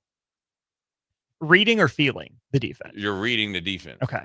Because you have to read. Well, first of all, feeling is where you're feeling the defender of. Reading the defense, you better know exactly where they're going, or you're going to get put to sleep. Which, okay. That sideline hit. Hey. Oh, boy. That's what I'm talking about right there. That's exact. But, hey, he jumped right up. Right though. back He up. tough. Mm-hmm. So what I mean by reading the defense, right, is you're going to have your pre-snap read, whatever it is, 4-2 or whatever. Okay, you're feeling how he's playing you. But you have to read how they are playing, because what they're playing pre-snap, if it's a good defense, is not where they're playing post-snap or whatever. Mm-hmm. So now you're reading, because that's gonna change how you make the next guy miss. There's an old saying: if you're really good, about it, or about playing an offensive position, or an offensive skill position, you're not worried about the first defender. You're thinking about the second and third. Mm-hmm. He's got to learn how to read the defense and the defenders on the move. It comes from film study. Case in point, here's an example.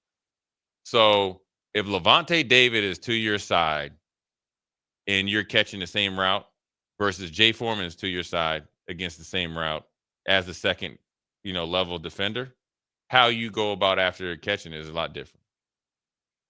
And how you're going to make Austin miss that he felt where you're at. On the third levels, I'm coming down from because, safety. Listen, if Ray Lewis is inside, I got to make sure that I'm, essentially pressuring Ray Lewis. Then I got to make you miss. Mm-hmm. Right? Now, if I got a defender out there, maybe I try to make the other guy miss and try to get upfield and get right down the middle. So it's a whole new nuances of it.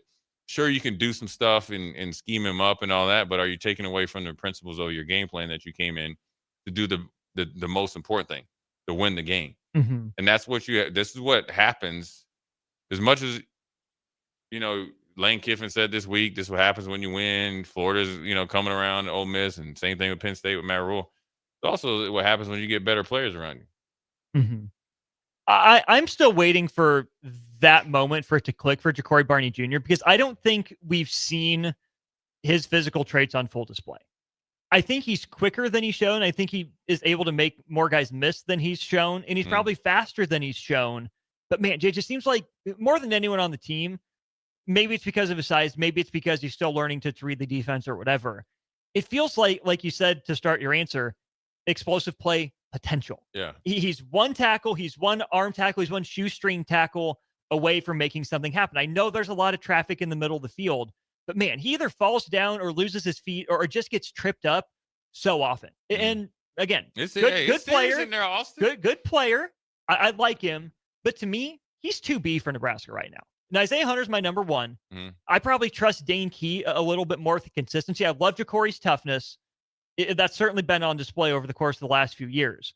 But I'm less aboard you have to scheme Ja'Cory Barney touches, because he has yet to do something like stick his foot in the ground, go outrun a guy and make his ankle or angle look wrong, like an Isaiah Hunter. I'm just waiting for that because I want to believe it's in there. I just don't think we've seen it yet for whatever reason. Yeah, and some of that's what they need him to do, what he has to do. Some of it's he's learning. I mean, it is a learned trait. Sure. I always talk about Peerless Price was a teammate of mine in Buffalo, and he always had talent. He was kind of like a little bit like Barney. He was bigger than Barney, obviously, but it was Peerless really went to the next level when Charlie Joyner taught him how to run after the catch. And I'm telling you, when I watched him one day in Peerless, he's like, it was the simplest thing. I'm telling you, and then he's just he went on that 3 or 4 year run when he was really performing at top level, and he was murdering defensive backs. Eric Moulds was killing defensive backs. And so I think it's just Ja'Cory's just got to, continue to work on his craft, work at it. And you know what? Look, when you had some success as a freshman, people are gunning for you. They've gotten better scheming around you or towards you. And then you got to do the same. So look at it as a positive. This fall, Baumgars has everything you need to get your farm ready for the season and tools for your fall projects to get ready before winter. Get ready with Baumgars throughout Nebraska and in Lincoln at 56th and Cornhusker Highway. One segment to go on Jay Foreman postgame. Husker After Party will come up after that. We'll wrap things up for the first half of our postgame. Don't forget, you can keep your thoughts rolling in all show long. 402-464 5685. Text or call. We'll hear more from you as we continue. I can't believe I just scratched that car. Find my insurance card. Dude, what do you have in this glove box? Ew, are these socks dirty? Forget about the socks. I need my insurance card. Just pull it up on the State Farm mobile app. But I can do that? Oh, hey, I can do that. Yep, it's called service. I can file a claim on here too? Yeah, it's called service. Whoa, I can call my agent too? It's called service. Call your local State Farm agent, Vinny Krikak, today at 402-474-1173. All right, Lincoln, if you're a diesel technician who's ready to earn up to $40 an hour and you're tired of working nights and weekends, listen up.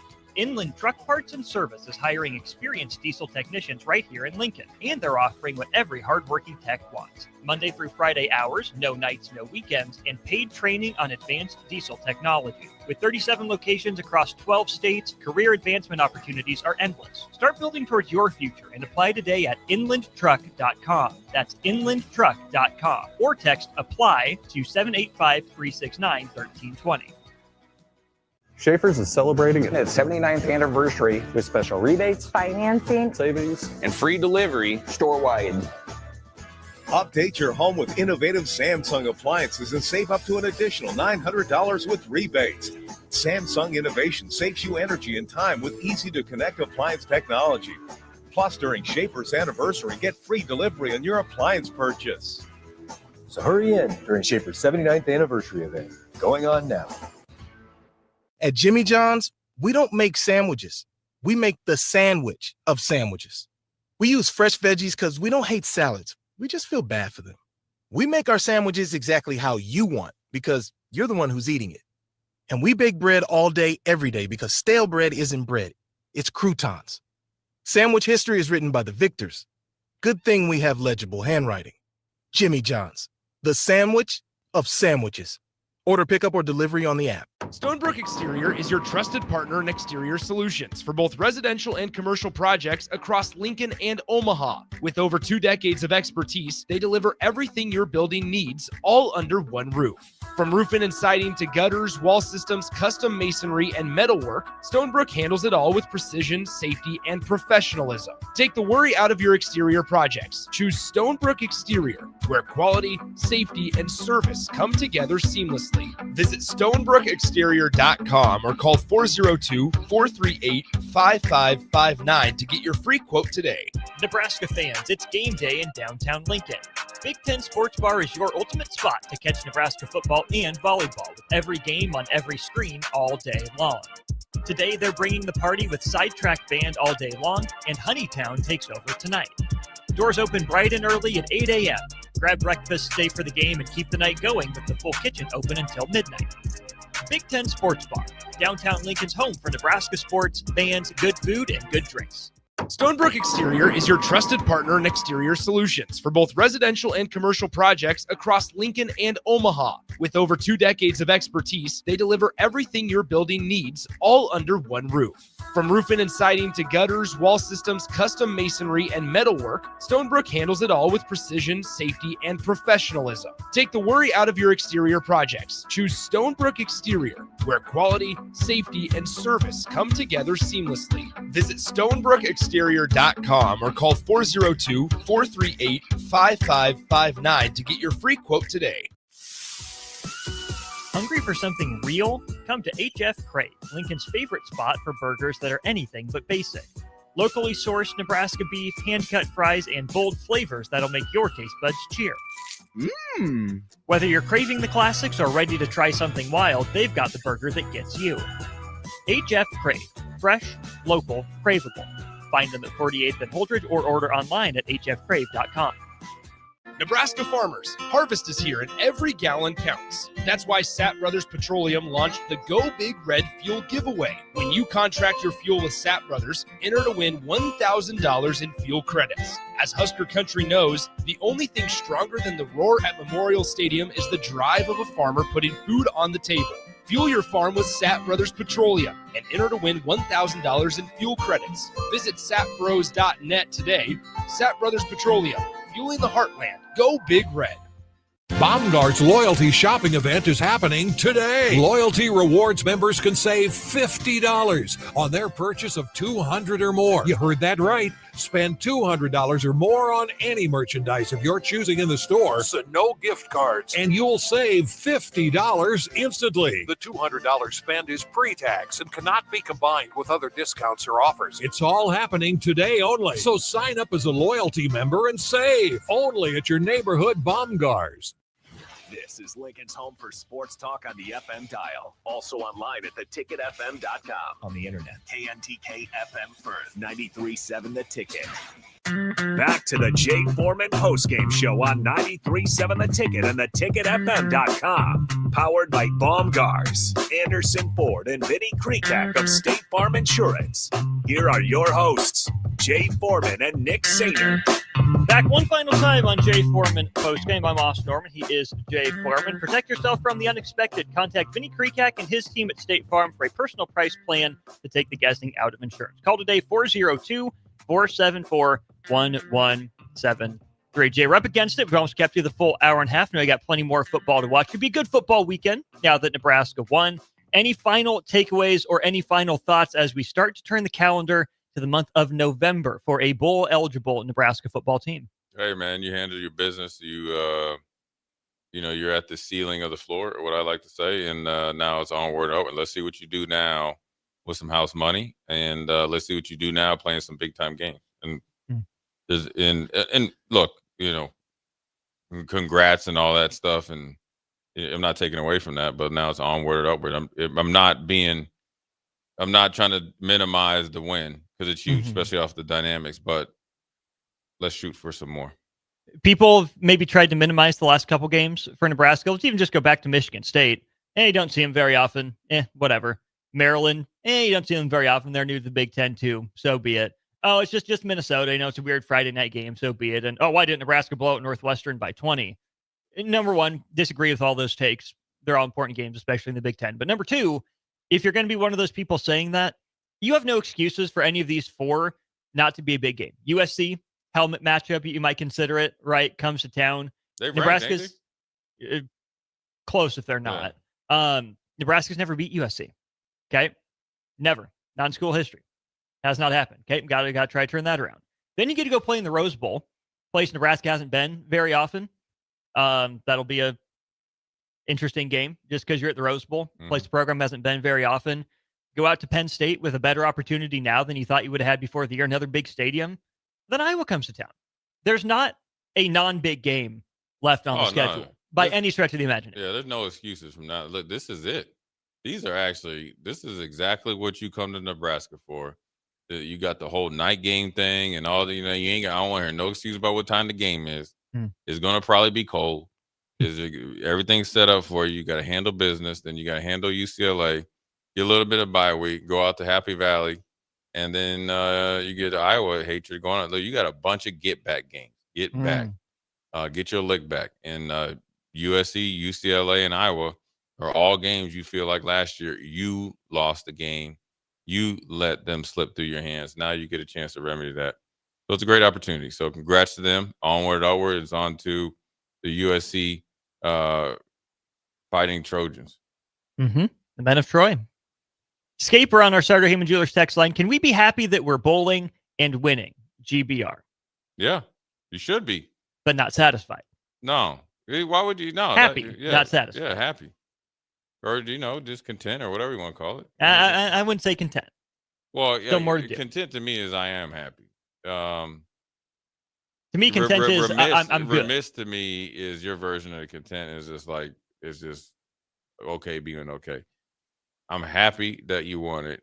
I'm not joyful. It is what we should do and what we have to do. And what we got to do is we got to go. It's better watching college football after Nebraska wins, boy. You can stick your chest out a little bit. Enjoy the rest of your night watching football. Yeah, because I know the Canes play because my dad's down there. So I'm definitely going to hit him up with some texts. Who the Canes got tonight? I don't know, but I would talk to plenty of cash, though, just because Nebraska was able to win. Miami tonight. Oh, Stanford. Oh, yeah. They better not. How about that one? They the battle. Hey, two of my schools battling the smart kids. So hopefully they go 2-0. Miami by 30.5 is the line right now. They ain't getting that, but I hope they win. Hope you guys enjoyed the victory. Hope the team is enjoying it. Onward or upward. You only got 4 more hours. And then it's on the USC. On the USC. Inside the Huddle tomorrow morning? Inside the Huddle tomorrow morning, and also we're back on it with Old School, man. Appreciate you guys listening. From my man Austin sitting in for Nick, Jay Foreman Postgame Show. We'll holler at you next week.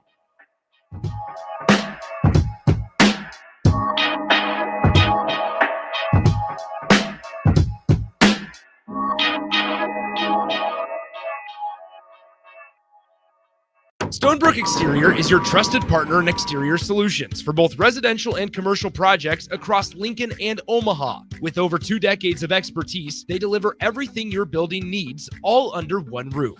From roofing and siding to gutters, wall systems, custom masonry, and metalwork, Stonebrook handles it all with precision, safety, and professionalism. Take the worry out of your exterior projects. Choose Stonebrook Exterior, where quality, safety, and service come together seamlessly. Visit StonebrookExterior.com or call 402-438-5559 to get your free quote today. Baumgart's Loyalty Shopping Event is happening today. Loyalty Rewards members can save $50 on their purchase of $200 or more. You heard that right. Spend $200 or more on any merchandise of your choosing in the store, so no gift cards, and you'll save $50 instantly. The $200 spend is pre-tax and cannot be combined with other discounts or offers. It's all happening today only, so sign up as a loyalty member and save only at your neighborhood Baumgars.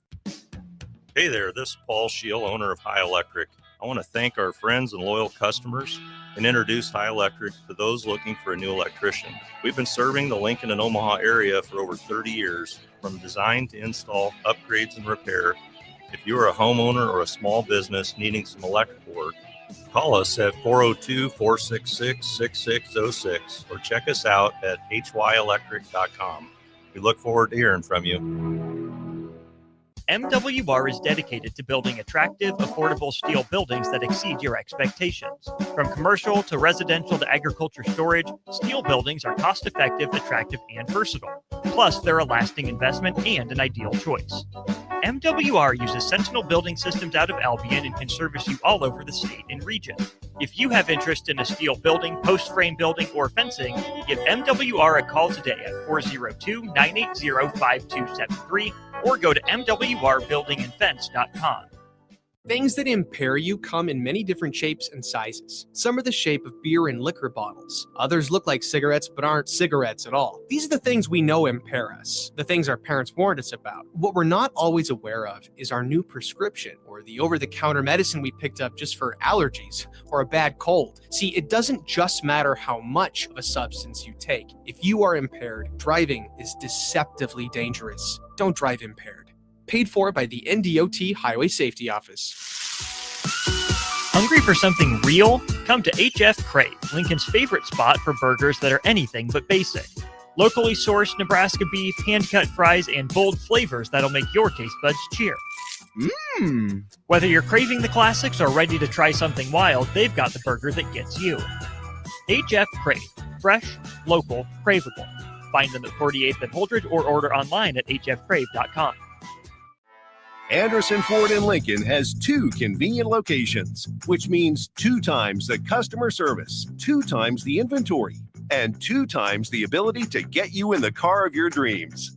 Whether you visit us on the north side or the south side, you'll find more selection and a team that's always on your side. When you're looking for a better way to buy your next Ford, visit Anderson Ford in Lincoln, where exceptional service meets unbeatable selection. Husker fans know when you work together, great things happen. At Cornhusker Bank, they're more than your financial partner. With 5 locations in Lincoln and 1 in Omaha, they're your neighbors, your teammates, and your biggest fans. Whether you're saving for your first home, planning your future, or growing your business, they're right here in Nebraska to help you move forward together. Visit cornhusker.bank to learn more. Cornhusker Bank, member FDIC. Doing life together.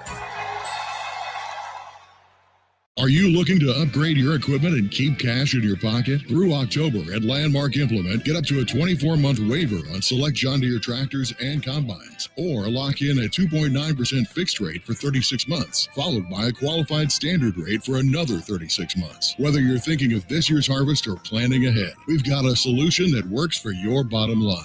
Visit your local Landmark Implement for more details, or check us out at landmarkimp.com. and experience the Landmark difference. Things that impair you come in many different shapes and sizes. Some are the shape of beer and liquor bottles. Others look like cigarettes but aren't cigarettes at all. These are the things we know impair us, the things our parents warned us about. What we're not always aware of is our new prescription, or the over-the-counter medicine we picked up just for allergies or a bad cold. See, it doesn't just matter how much of a substance you take. If you are impaired, driving is deceptively dangerous. Don't drive impaired. Paid for by the NDOT Highway Safety Office. Hey guys, it's Adam Carricker here. As a former Husker and NFL player, I'm a health nut. Hydration and recovery starts at home. That's why I teamed up with Culligan of Lincoln. Soft water means better showers, cleaner dishes, and it protects my water heater and appliances. Their high-efficiency softener cuts salt and water usage. For drinking, I added a Culligan reverse osmosis. Bottled quality water right at my tap. Great taste, and it's certified to reduce tough contaminants like lead and PFAs. Right now, get up to $300 off a whole home system or just $9.95 per month for your first 3 months. Schedule your free water test at CulliganHuskers.com. That's CulliganHuskers.com. Culligan of Lincoln, water you love. Go Big Red. Limited time offer. Participating dealers. Restrictions may apply. Welcome to the Husker After Party postgame show. 2 tight ends in the game as well. Raiola with time. There's Nelson. He's got it, and he's into the end zone for the first time in his career. Touchdown, Nebraska. The Husker After Party postgame show is brought to you by Anderson Ford, Baumgars, and Vinny Krekak of State Farm Insurance. Emmett Johnson in the game at running back. This is a flip to Ja'Cory Barney. He waits for his block, and he steps in for the touchdown. Second down, done, intercepted. Malcolm Hartzog is second of the year. On 93.7 The Ticket and theticketfm.com. Nebraska 28, Northwestern 21. Huskers move to 6-2. Bowl eligible again. Austin Norman, Derek Pearson with you for the Husker After Party post-game show. Brought to you, as you just heard, by the great people at State Farm, specifically the Vinny Krekak team, Baumgars, and Anderson Auto Group of Lincoln. 402-464-5685. The numbers if you want to be a part of the show, or drop a comment on our Starter Heyman Jewelers stream if you're watching worldwide. DP, the Huskers get it done. They move to 6-2. They're bowl eligible. Your immediate initial takeaways from a 28-21 Husker win? You and I talked last week, and I said we need to be cautionary about how we talked about last week's game, because it was just a game. That Nebraska would have another. The beauty of the Big Ten is having another chance to get it right, and they got it right. Like, for all the things that need to be fixed, they got it right. And the importance of that means that some lessons were learned. They didn't do this against Meatball State. This was the Northwestern team that has a lot of fight in it. Mm-hmm. They play smart football. They have moments, but everybody in the Big Ten has moments. So be able to celebrate 6 wins, because it hadn't been that frequent, and it's been pretty recent to get to a point where 6-2 with the opportunity. I mean, 4 games left, the opportunity to turn this into something else, something good. Mm-hmm. In order for a program to be great, it has to figure out how to be good, and figure out how to finish, and how to win in spite yourself sometimes. Those are natural steps. That's a natural progression. You can see progression, and that is what I would think most Husker fans want is seeing progression. Corey is one of those fans on our Starter Heyman Jewelers text line. Corey says, I think after last week, Husker fans need to look at this game and be thankful, praise the work Nebraska did with the run game today. Certainly could have been better, but a lot closer to what Husker fans are looking for. Husker fans have been spoiled in the past, seeing such a dominant run game so consistently. And then you get to Captain Obvious on that same Starter Heyman Jewelers text line. Serious question. Do Husker fans understand how good and how special Emmett Johnson has been? If Nebraska doesn't have him, this season looks drastically different right now. So last things first. I I think there are people that want to appreciate Emmett Johnson. I think there are people that want to cheer for him and want to see him at his highest level. I don't think that he's been showcased. I mean, I think that's the real. And I don't think there's any malice intended. This team is who it is. I said all week that if Emmett's the show pony this week, they have a better chance to win. I meant it because that means that you committed to some things that will make you better as a team. It keeps the defense off the field. It takes some of the burden off Dylan. It frees up. It takes another man out of the box for receivers, right? There's one less cap covered so that you can do some other things. Yeah, that's what I meant by it. And to be honest, to sit at a 50-50 ball time of possession with Northwestern, that's where the win is. Because Northwestern has dominated the clock and dominated time of possessions in its wins. That didn't happen today. It was almost 30 minutes to 30 minutes, and a lot of the stats were equal, aside from the big 94-yard kick return. So, yeah, I think Emmett in the space. I think folks are starting to appreciate Emmett, but he can only shine as much as you put the light on him. What was the first part? The first part was essentially step in the right direction. That was from Corey, who says, again, I think after last week, Nebraska fans need to look at this game and be thankful and praise the work that Nebraska did with the run game. Certainly could have been better, but a lot closer to what I believe Husker fans are looking for. What is the temperature in the room? What is I try not to speak for Husker fans. It's mixed. You know, the third rule. It's right. Much what yeah. I mean, I think that's the part, right? That a third of Husker Nation is smiling ear to ear because in recent years and a recent past, today's game would have been lost. They would have found a way to lose that game rather than find a way to win it. So there are those folks who just appreciate the fact that, you know what? You won the game. Yeah, that's a dub. It's in the left column. Against a team who came in with the same record, with a winning record, no less. Right? I mean, in your circle D was their opportunity, their next opportunity. They went into Happy Valley and beat Penn State when we didn't know that Penn State wasn't Penn State. They went, as a matter of fact, they were part of the Avalanche. They started the Avalanche and had no fear about it.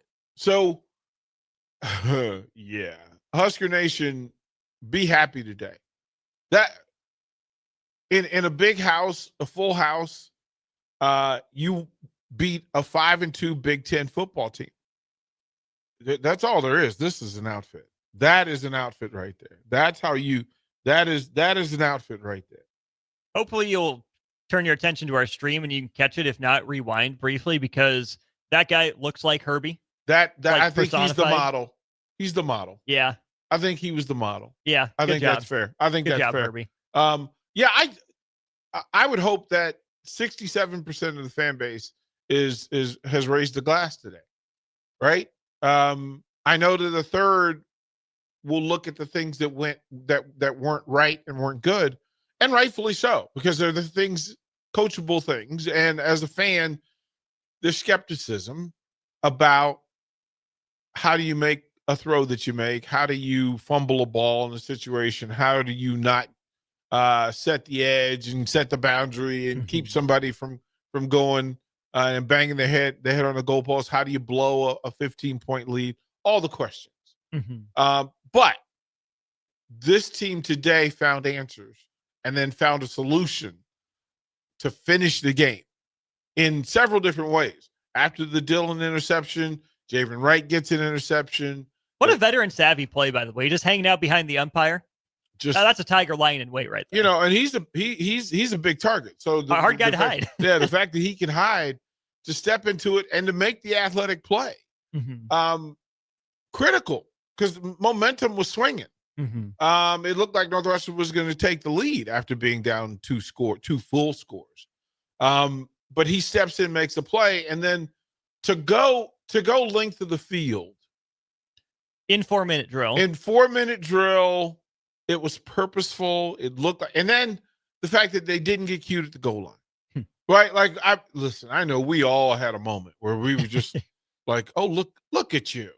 Look at you, just playing football. And then the 30-yard completion by Northwestern made some folks clench up a little bit. Oh, here we go. Here we go. The 30-yard completion. And then finally the third and fourth down stops. Got some pressure. Again, Javen Wright breaking free, providing some pressure, making Preston get the ball out of his hand, and it falls empty. And then, not for nothing, but to be able to make to count on your run game to finish the game, and to do it traditionally. Again, didn't have to get cute, didn't have to throw the ball. You're going to line up, going to let you know what we're running, and see if you can stop it, and they couldn't. Henry / Big Bang Kang says, this is Herbie.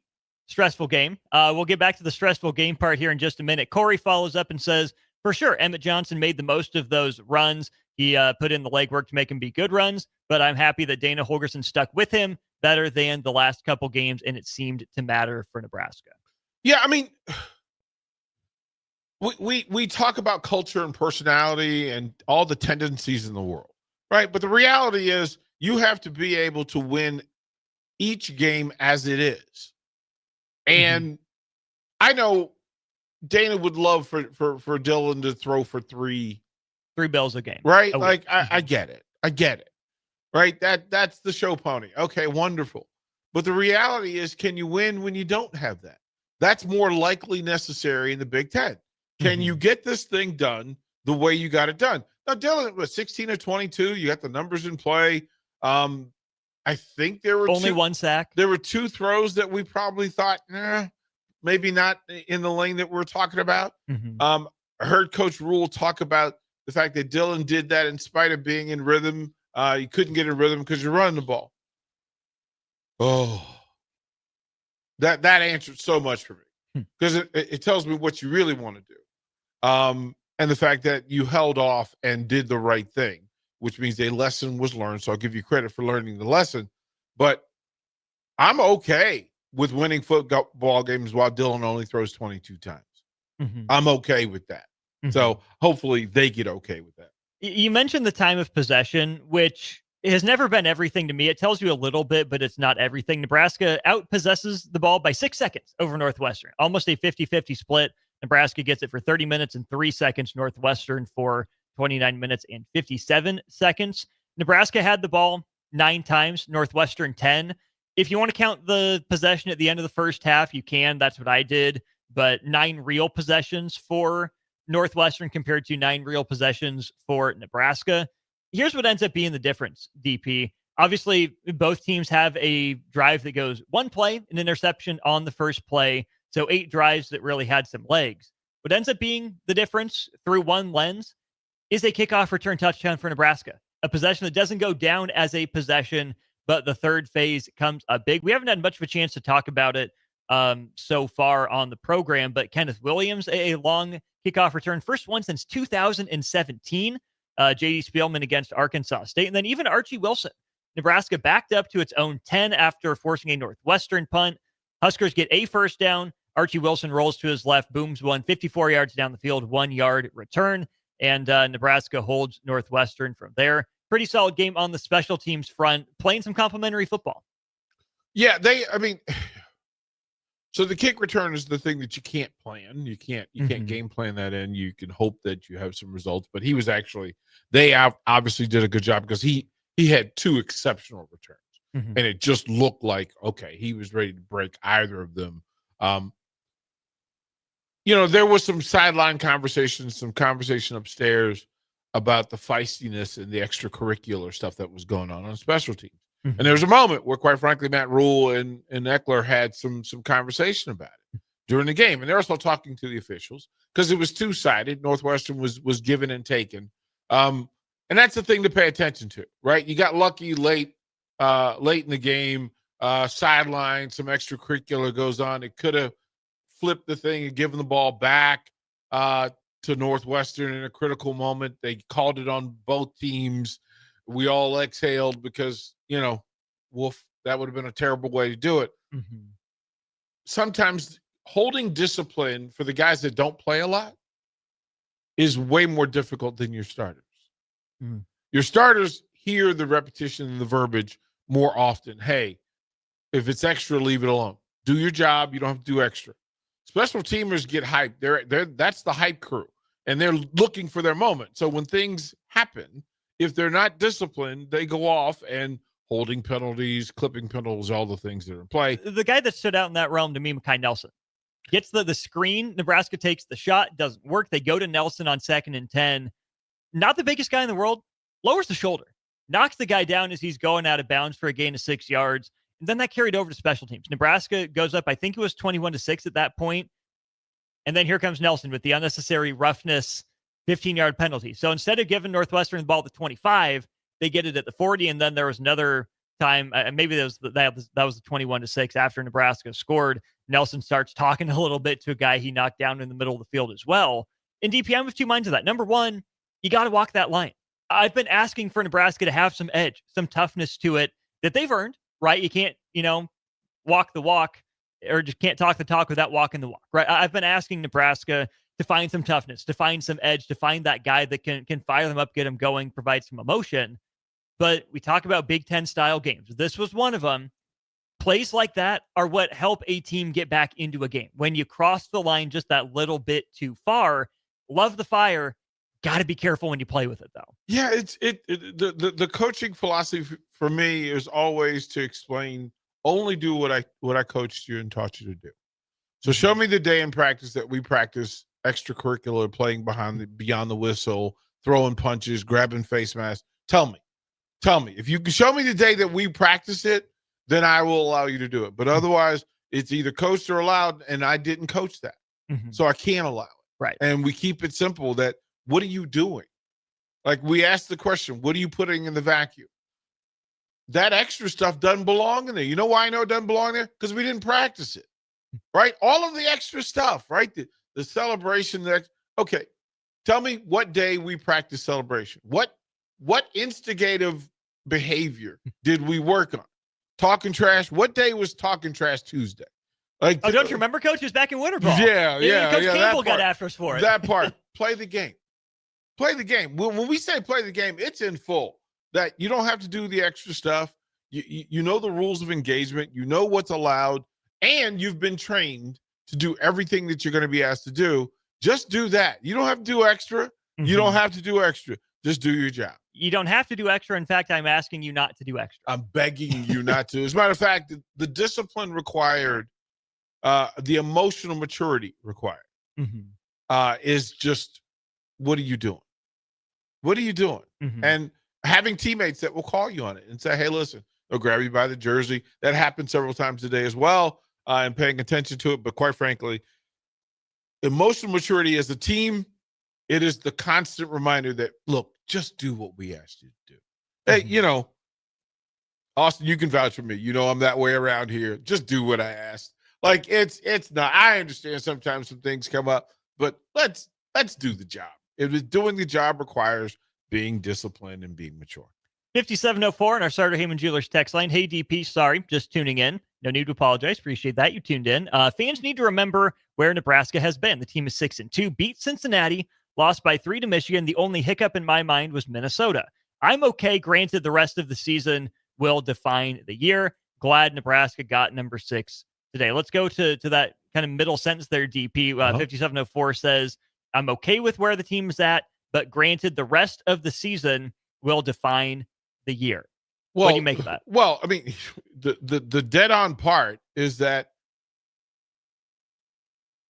4 months ago, if we say Nebraska 6-2 headed in the USC, we're all cheering. Mm-hmm. We're all cheering. That's the real. That means some things were figured out, some lessons were learned, and some players are developing. Some playmakers have existed. So yes. And then if you say, okay, one of those losses is to Michigan, but you're going to beat a 7-1 Cincinnati team. What? We're the one? What? Not the 7? Right. We did that. That's a team that's going to play for something. And then, oh, by the way, you figured out a way to get bowl eligible as well. We cannot forget 2017, 2018, 2019, 2020. We can't. Mm-hmm. Please don't. Please don't. Because I'm telling you, Those were some post-game shows. Those were Were they ever? Those were some post-game shows. Talking about those, we get to talk about wins. We're 6 of 8. Royals speak. Hey man, we're living a life, so let's enjoy it. What's the last time, DP? The last season, Nebraska won at least 3 one-score games in the single season. Not since I've been here. 2016. Yeah. Nice, Mike. On the way to the 7-0 start. Yeah. Nebraska ends up winning 3 one-score games that year. Nebraska already 3 one-score game wins here in 2025, coming off one in late 2024, Nebraska over Boston College. Before we go to break, DP, take our first break of the after party. Did this feel like a proper response from Minnesota for Nebraska? Yes. There was some chippishness. There was some chippiness. And defending your honor, defending your guard your yard. Well, yeah, but guarding your heart. That, quite frankly, you could get through and allow somebody to come in and throw hands at you, who was going to throw hands at you. You expected them to throw hands at you because it was already proven. Hey, man, you can hit Austin in the chest and he ain't gonna do anything about it. Okay, well now I'm willing to fight you. Now I'm ready to fight you. And there's the difference. It looked like a team, a group of players who came in with the dukes up. They came in Duke chest up, chin tucked. They were ready for a fight. They got the fight and then responded to it. When they bounced back from the fight, right? Because the fight was working. You're up 2 scores. And the other guy landed some blows. And instead of tucking, cowering, like Matt Rule said, you tuck the chin in, you got your chest out, and your hands got active again, and you got it done. We'll talk more about that when we get back to the Husker after party. What led to Nebraska allowing Northwestern back in the game? What the Huskers do to tuck that chin and swing back? More ahead on the Husker After Party postgame show. We want to hear more from you. 402-464-5685. We'll keep the conversation rolling after this.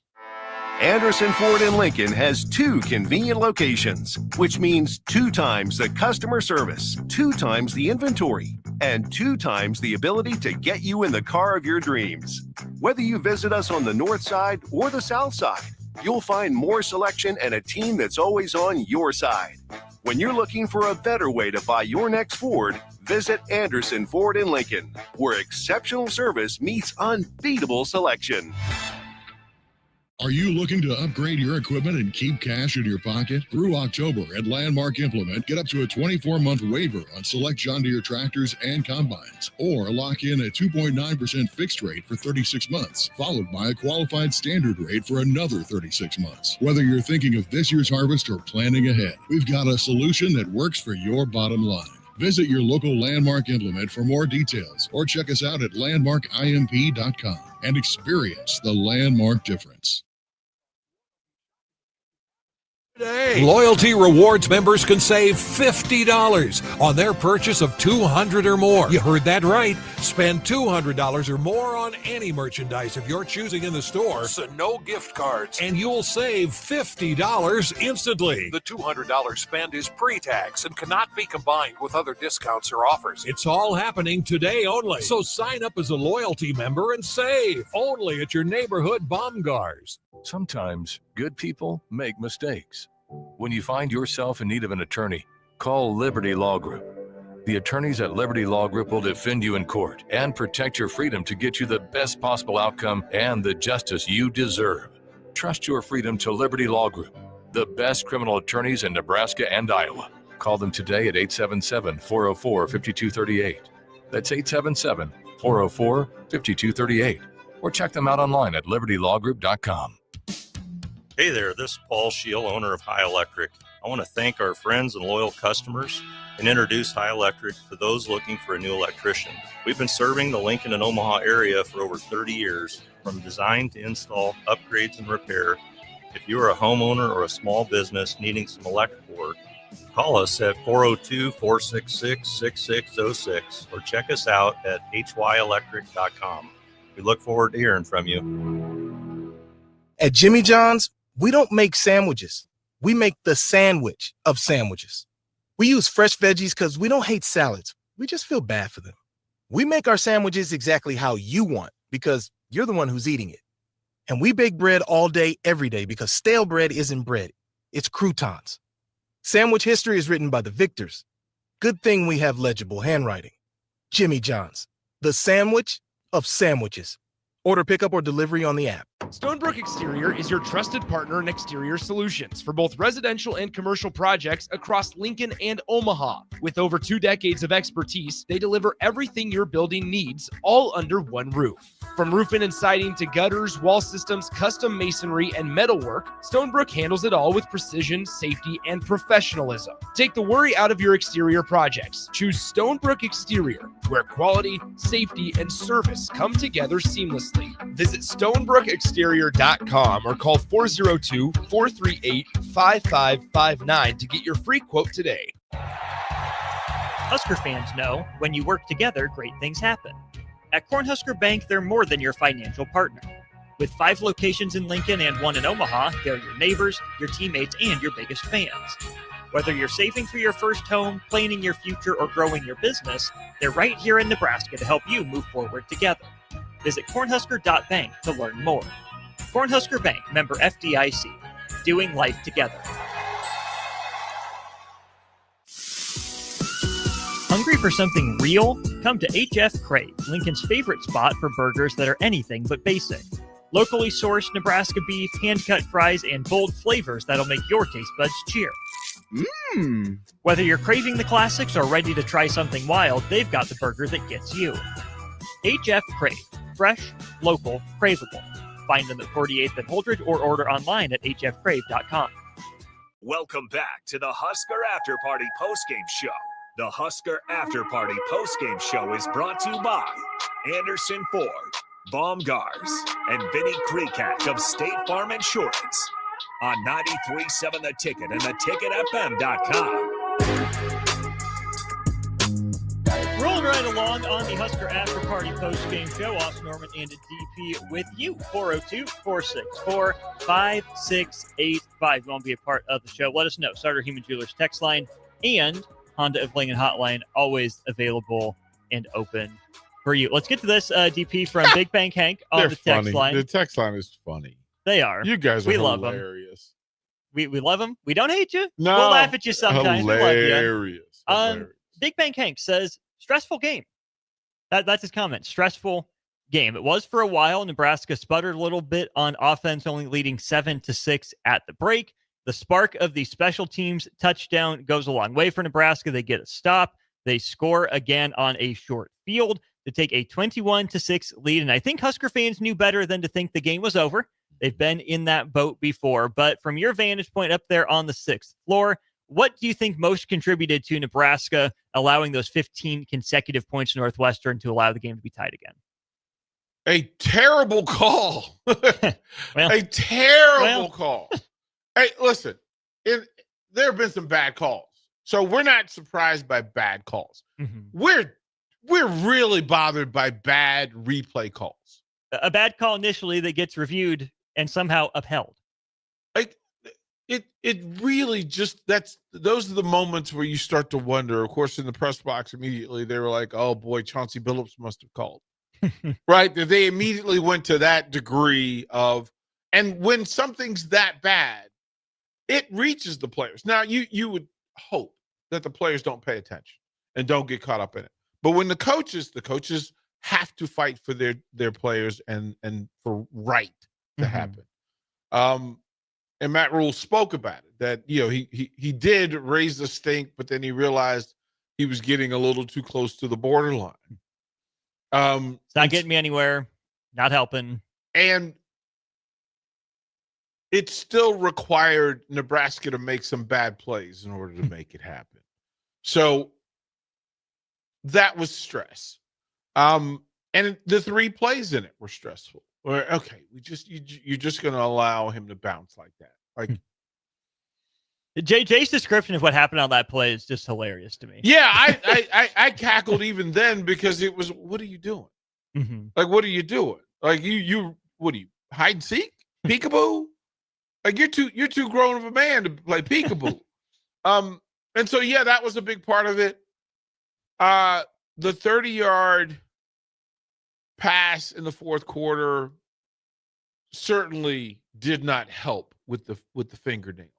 Mm-hmm. We chewed down some at that point because it felt familiar. We all start singing Simon and Garfunkel. Hello, darkness, my old friend. He revisited. He was just waving. Mm-hmm. Like he was just waving. He was walking up to the front porch. He was knocking. Right, like he was standing at the gate, like I'm about to do this again. Yeah. So for them to go through that and then regather, regroup, in the coaching aspect, we always talk about reloading. That if you get off balance in run blocking or in coverage, reset. So you sink the hips, get to the balls of the feet, get your neck fat again, and then you reload. Well, that's what they did. They reloaded and figured out, okay, if we put pressure on this kid, maybe he'll give us one. If we put pressure on this kid, maybe he'll get the ball out of his hand too soon. And then you don't allow for time for routes to develop. Northwestern notoriously slow route development, and that's what got you through. So you survived the stress by making plays. Bravo. I think from what I was hearing from fans, the score ended about where they would have guessed, but with plenty of twists and turns. And I think, TP, some of the fans that we're hearing from maybe in that middle 33%, but certainly in the 33% that is maybe not satisfied with this win and wanted to see more. Comment and question that Jay and I got a couple times is, why does Nebraska always have to make it so interesting? Jay talked about closing the game, and you don't close the game, like I said before, until there's quadruple zeros on the clock. But man, you think about one of those two batted balls in the first half ends up in Nebraska's arms. Riley Van Poppel was over that fumble. He was over it. That's a big dude, but he wasn't on it. And so, no, Nebraska couldn't have closed the game out in the first half. But DP, I think the next step for a lot of Husker fans is that they'd rather see Nebraska, when they get up, a possession or two, keep the other team at arm's length. Okay, you give Northwestern one touchdown. They got some playmakers on offense. Can Nebraska at least go down and get a field goal and not allow these long runs? Nebraska hasn't been great in conference play of just keeping teams at arm's length. They let them get into the body, and then they end up with a stiff arm at the end more often than not. Well, I think you nailed it, but it's in conference. Mm-hmm. It's in conference. It's not supposed to be easy. Mm-hmm. Especially if you're in the middle third, it's never easy. Top third teams in the Big Ten, hey, you get a break. But not supposed to be. And teams that are familiar with being in the top third. Like, we can talk about Iowa all we want, that maybe it's a down year or a little bit less down, but if you ask them today, they're a middle third team who got a break, or they, in their heads, they're still a top third team, and they acted like it. Mm-hmm. They acted like it. Indiana, it's top third team. Appreciate you, UCLA, but you need to take this spanking. It's just sometimes in the space, it's just what happens. This is not a team that's built to exploit bad teams. That wasn't a bad team. That's a good team. Mm-hmm. So the fact that you're up 2 scores is the upset. That's actually the upset.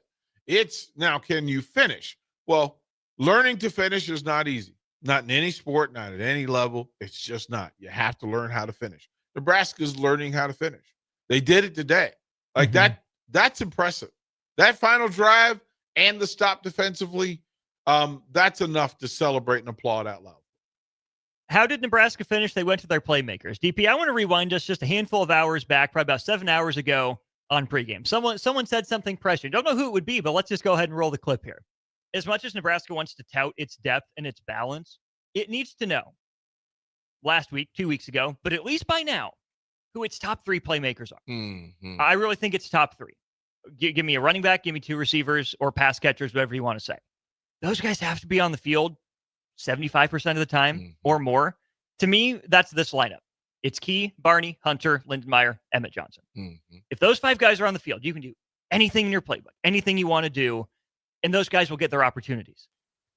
Let's go down the touches here, DP, for Nebraska on offense. Nebraska running the ball. 27 of the 39 recorded carries go to Emmett Johnson. You factor out the team kneel downs and the sacks from Dylan Raiola. Then you're left with 3 carries for Isaiah Mosey, average 9 a pop thanks to a 21-yard run. Okay, spot duty there. 3 carries for Ja'Cory Barney Jr. Okay, they wanted to scheme up ways to get him the ball. And 1 for Heinrich Harbert on a 4th and short where it made a little bit of sense. Moving to the pass catchers. Your top 3 receivers on the game by catches.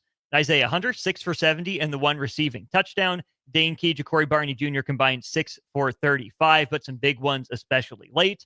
Get a couple catches for Emmett Johnson, 1 for Luke Lindenmeyer, and a first half screen for Mekhi Nelson.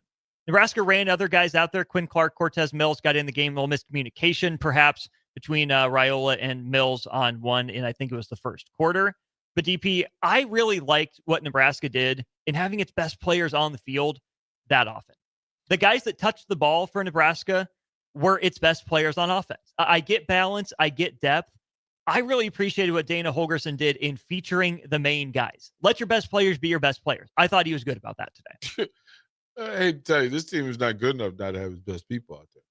I agree. I understand the selling point in transfer portal and recruiting, et cetera. If you're having good weeks, good reps, you'll play. Mm-hmm. Hey, maybe there's a thing that you do better than the people who are the starters. Maybe that's the thing. But you're not good enough. Again, if you're in the top third of the Big Ten, you're good enough to run that next group out there and get them, promise them reps. Mm-hmm. If your top guys are tired or fatigued, okay, I need to talk to the trainer. Mm-hmm. That's an us thing. I need to figure out why you can't play these reps. Right. Like I want to know, my receiver tired? What are you doing tired? You're an antelope. What do you mean you're tired? And in the run game, it's nice to have a backup, but if you don't have a backup that's just as good as your starter, I'm sorry, you're the backup. You're the fill-in guy. Mm-hmm. If Emmett gets tired, okay, fine. And I'm not even sorry. Wait your turn. Grind, work while you wait. Get ready for your time. But this is a dude. I'm a member of until I have enough talent to play everybody, I play my starters. I play my best players because there are too many critical moments in Big Ten football where I need to get the ball to my best player. Yeah. And sometimes my best player is playing against their best player. Sometimes Dane Key gets locked up over there, right? You run the fade route. Wasn't there. You know why? Their guy did a really good job. He did a really good job of running with it. Several of those route combinations, their guys did their job. And it's Northwestern. They're 5-2. They got players too. They're known for doing their job. They got players too. So then it becomes, can your playmakers actually make the plays enough, actually more than their guys? Mm-hmm. And that's what happened. So, yeah, I'm a member of play your dudes. Whoever your dudes are, your best player. And we talked this week. Emmett's the best player. Stop playing with me. Stop playing with me. I understand we have playmakers on the outside, and I like that. But this team will go as far as Emmett takes it. It was really eye-opening to hear something as simple as play your best players articulated by a guy like Ben McCollum, the Iowa head coach at Basketball Media Days, and then Matt Painter, like half an hour later, was asked something along the same line. He said, no, if I'm going to back off my workload, it's going to happen in practice. If we get down to games, the games mean too much to not have my best players on there. And I think that goes to what I was saying as well. The more your best players are on the field, the more you can either create those moments to put games away, or when those moments come and it's a pivotal play, even in the second quarter, you trust the dudes you have out there to make sure that play goes your way. Especially in the Big Ten, it's football. You get one a week. Yeah. You get one a week, and the one you don't get is the one that screws up your whole season. It screws up your whole season. If you don't, if your best dude's not out there today making a play against Northwestern, USC doesn't look nearly as interesting. You don't have the same swagger.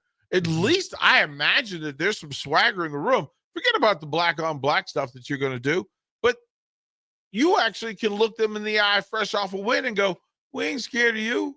We're not afraid of you. So play your best players, give your best players all the chance in the world. I often ask, if my best players need to come off the field, it's me. It's me. We need to fix that. You need to practice harder, get in better shape. I think that's all fair. 402-464-5685. Would love to hear more from you throughout the course of the evening. Captain Obvious, appreciate the text. I believe we answered that one before. Maybe you weren't listening at the time, but we did get to that. So definitely go check out either the podcast version or rewind the stream if you're listening there. Ted, appreciate your comment here. We will get to that and talk a little bit of quarterback plays. We wrap up this hour. A little bit more to go yet on the Husker After Party. He's DP. I'm Austin. We're rolling right along here on The Ticket. Sometimes good people make mistakes. When you find yourself in need of an attorney, call Liberty Law Group. The attorneys at Liberty Law Group will defend you in court and protect your freedom to get you the best possible outcome and the justice you deserve. Trust your freedom to Liberty Law Group, the best criminal attorneys in Nebraska and Iowa. Call them today at 877-404-5238. That's 877-404-5238. Or check them out online at libertylawgroup.com. Hey there, this is Paul Scheel, owner of High Electric. I want to thank our friends and loyal customers and introduce High Electric to those looking for a new electrician. We've been serving the Lincoln and Omaha area for over 30 years, from design to install, upgrades, and repair. If you are a homeowner or a small business needing some electrical work, call us at 402-466-6606 or check us out at hyelectric.com. We look forward to hearing from you. You've got options at Landmark Implement. Whether you need premium John Deere parts or a more economical solution, A&I parts from Landmark deliver the dependable performance you can count on with cost savings up to 40%. From filters and bearings to belts and everyday repairs, A&I parts are built to work as hard as you do while helping stretch your budget further. Stop by your local Landmark Implement parts counter today or shop online anytime at shop.deere.com and experience the Landmark difference. Celebrate Halloween with the Lincoln Stars a day early on Thursday, October 30th, as the Stars host the Sioux City Musketeers. Wear your favorite costume to the game, as there's a contest for both adults and kids with prizes for both age levels. Also, it's a Chuck-a-Puck night, and PBR beers are 2 for $6. It's Halloween Eve at the Icebox on Thursday, October 30th versus the Sioux City Musketeers. Get your tickets today at LincolnStars.com. In every office, there's two types of people. There are those who bring in bagels and those who eat the bagels that someone else brought in. Everybody likes the first person. Be that first person. Weekday mornings at 7:30, you have a chance to win a business box of bagels from Bagels & Joe. All you have to do is shut up, Sipple. 2 questions for you, 2 for Sip. Win, and the bagels are yours. Lose, well, you don't want to lose. You lost Monday, you lost Wednesday, you're a loser. Shut up, Sipple. Weekday mornings at 7:30, brought to you by Bagels & Joe. Hey guys, it's Adam Carricker here. As a former Husker and NFL player, I'm a health nut. Hydration and recovery starts at home. That's why I teamed up with Culligan of Lincoln. Soft water means better showers, cleaner dishes, and it protects my water heater and appliances. Their high-efficiency softener cuts salt and water usage. For drinking, I added a Culligan reverse osmosis. Bottled quality water right at my tap. Great taste, and it's certified to reduce tough contaminants like lead and PFAs. Right now, get up to $300 off a whole home system or just $9.95 per month for your first 3 months. Schedule your free water test at CulliganHuskers.com. That's CulliganHuskers.com. Culligan of Lincoln. Water you love. Go Big Red. Limited time offer. Participating dealers. Restrictions may apply. At Jimmy John's, we don't make sandwiches. We make the sandwich of sandwiches. We use fresh veggies because we don't hate salads. We just feel bad for them. We make our sandwiches exactly how you want because you're the one who's eating it. And we bake bread all day, every day, because stale bread isn't bread. It's croutons. Sandwich history is written by the victors. Good thing we have legible handwriting. Jimmy John's, the sandwich of sandwiches. Order pickup or delivery on the app. Anderson Ford in Lincoln has 2 convenient locations, which means 2 times the customer service, 2 times the inventory, and 2 times the ability to get you in the car of your dreams. Whether you visit us on the north side or the south side, you'll find more selection and a team that's always on your side. When you're looking for a better way to buy your next Ford, visit Anderson Ford in Lincoln, where exceptional service meets unbeatable selection. I can't believe I just scratched that card. Find my insurance card. Dude, what do you have in this glove box? Ew, are these socks dirty? Oh, forget about the socks. I need my insurance card. Just pull it up on the State Farm mobile app. But I can do that? Oh, hey, I can do that. Yep, it's called service. I can file a claim on here too? Yeah, it's called service. Whoa, I could call my agent too? It's called service.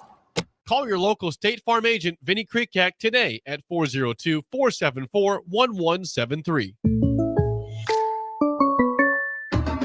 The party is back on in Lincoln this fall, and there's no party like the A1 Automotive Ticket Tailgate pregame show. Join the whole Ticket crew for 2.5 hours of pregame coverage before every home and away game this football season as they get you ready for the game. It's the A1 Automotive Ticket Tailgate pregame show at our downtown studio at 11th and O. Sponsored by Select Plumbing, Raising Cane's, Wall to Wall Wine and Spirits, Elway Power Sports of Lincoln, Currency, and the Kindler Hotel.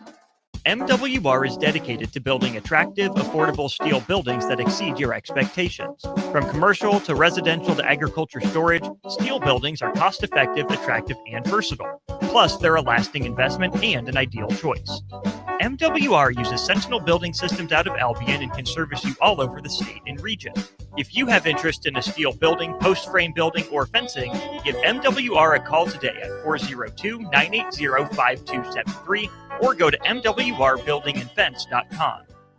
Nebraska farmers, harvest is here and every gallon counts. That's why Sapp Brothers Petroleum launched the Go Big Red Fuel Giveaway. When you contract your fuel with Sapp Brothers, enter to win $1,000 in fuel credits. As Husker Country knows, the only thing stronger than the roar at Memorial Stadium is the drive of a farmer putting food on the table. Fuel your farm with Sapp Brothers Petroleum and enter to win $1,000 in fuel credits. Visit sapbros.net today. Sapp Brothers Petroleum, fueling the heartland. Go Big Red. Welcome back to the Husker After Party Postgame Show. The Husker After Party Postgame Show is brought to you by Anderson Ford, Baumgars, and Vinny Kreekak of State Farm Insurance on 93.7 The Ticket and theticketfm.com. A gray day, but a great day. Nebraska football bowl eligible again at 6-2. Still plenty of energy, still plenty of people walking by it downtown. We'll puzzled look from the sign there, DP. The people read it, it's not quite sinking into them. That's why we put it there, just to get the reaction of, what, really? What are we doing? What are we doing? What are we doing? Are we stopping? Are we stopping? It's fine though. That's the whole point is to get them to pause for a moment. It's amazing on the way up to the stadium how many people mentioned the sign. They like the fact that they could get on the street. I forget how much of a human thing that is. New York, LA, DC, those are things that are done pretty often. Mm-hmm. So yeah, I just want to add a little of that to Lincoln just because. Everyone thinks about the moments when they attend a game they're on the Jumbotron. Mm-hmm. You can have your moment, people. Mm-hmm. You can have your moment. The late right night. Here. The late night is the late night in Lincoln. That 10 o'clock crowd, because usually it's folks who are going to an event or going to a game and they're just walking up and down the street. Those are the people we've had. We've had athletes stop in. We've had young ladies who are celebrating birthday parties, and they come in Harrison will let them in, and they'll come in and celebrate. And Harrison's like, "Yeah, we just got a really big spike of listeners." I was like, "I know," because they went and told their friends that they were on the ticket, and that's kind of the deal. Is to be able to do that sort of thing is pretty cool. Indeed it is. Before we go to break again here, DP, for the top of the hour of a longer segment, then taking up till 5:30. Your reaction to Dylan Raiola's performance, 16 of 22, like you said, the number of yards overall ends up at 141, 1 touchdown, 1 interception, but of course made some big plays for the Huskers when he needed to late in the fourth quarter. How did you take Dylan Raiola's performance against Northwestern today, especially in light of how it looked against Minnesota? Clutch. Like, you can go through and have your moments. There were 3 throws all day that you can kind of look at and go, the fumble, the decision-making, but that's just him trying to make the best of a bad situation. The play call put him in jeopardy, and he has to deal with it. He makes a couple of throws, high, late, middle, don't do it. And then one got away from him on a vert route. But clutch in that finding a way to make plays in the most critical moments. Mm-hmm. There are a lot of dudes that have great games, and then when it's it's crunch time, they fold up. Dylan didn't do that. The 4-minute drive, 3 big throws in that drive, and then just poised, and you could see him calming people down in the middle of the huddle in the final clinching 90 seconds or whatever it was. He was aware.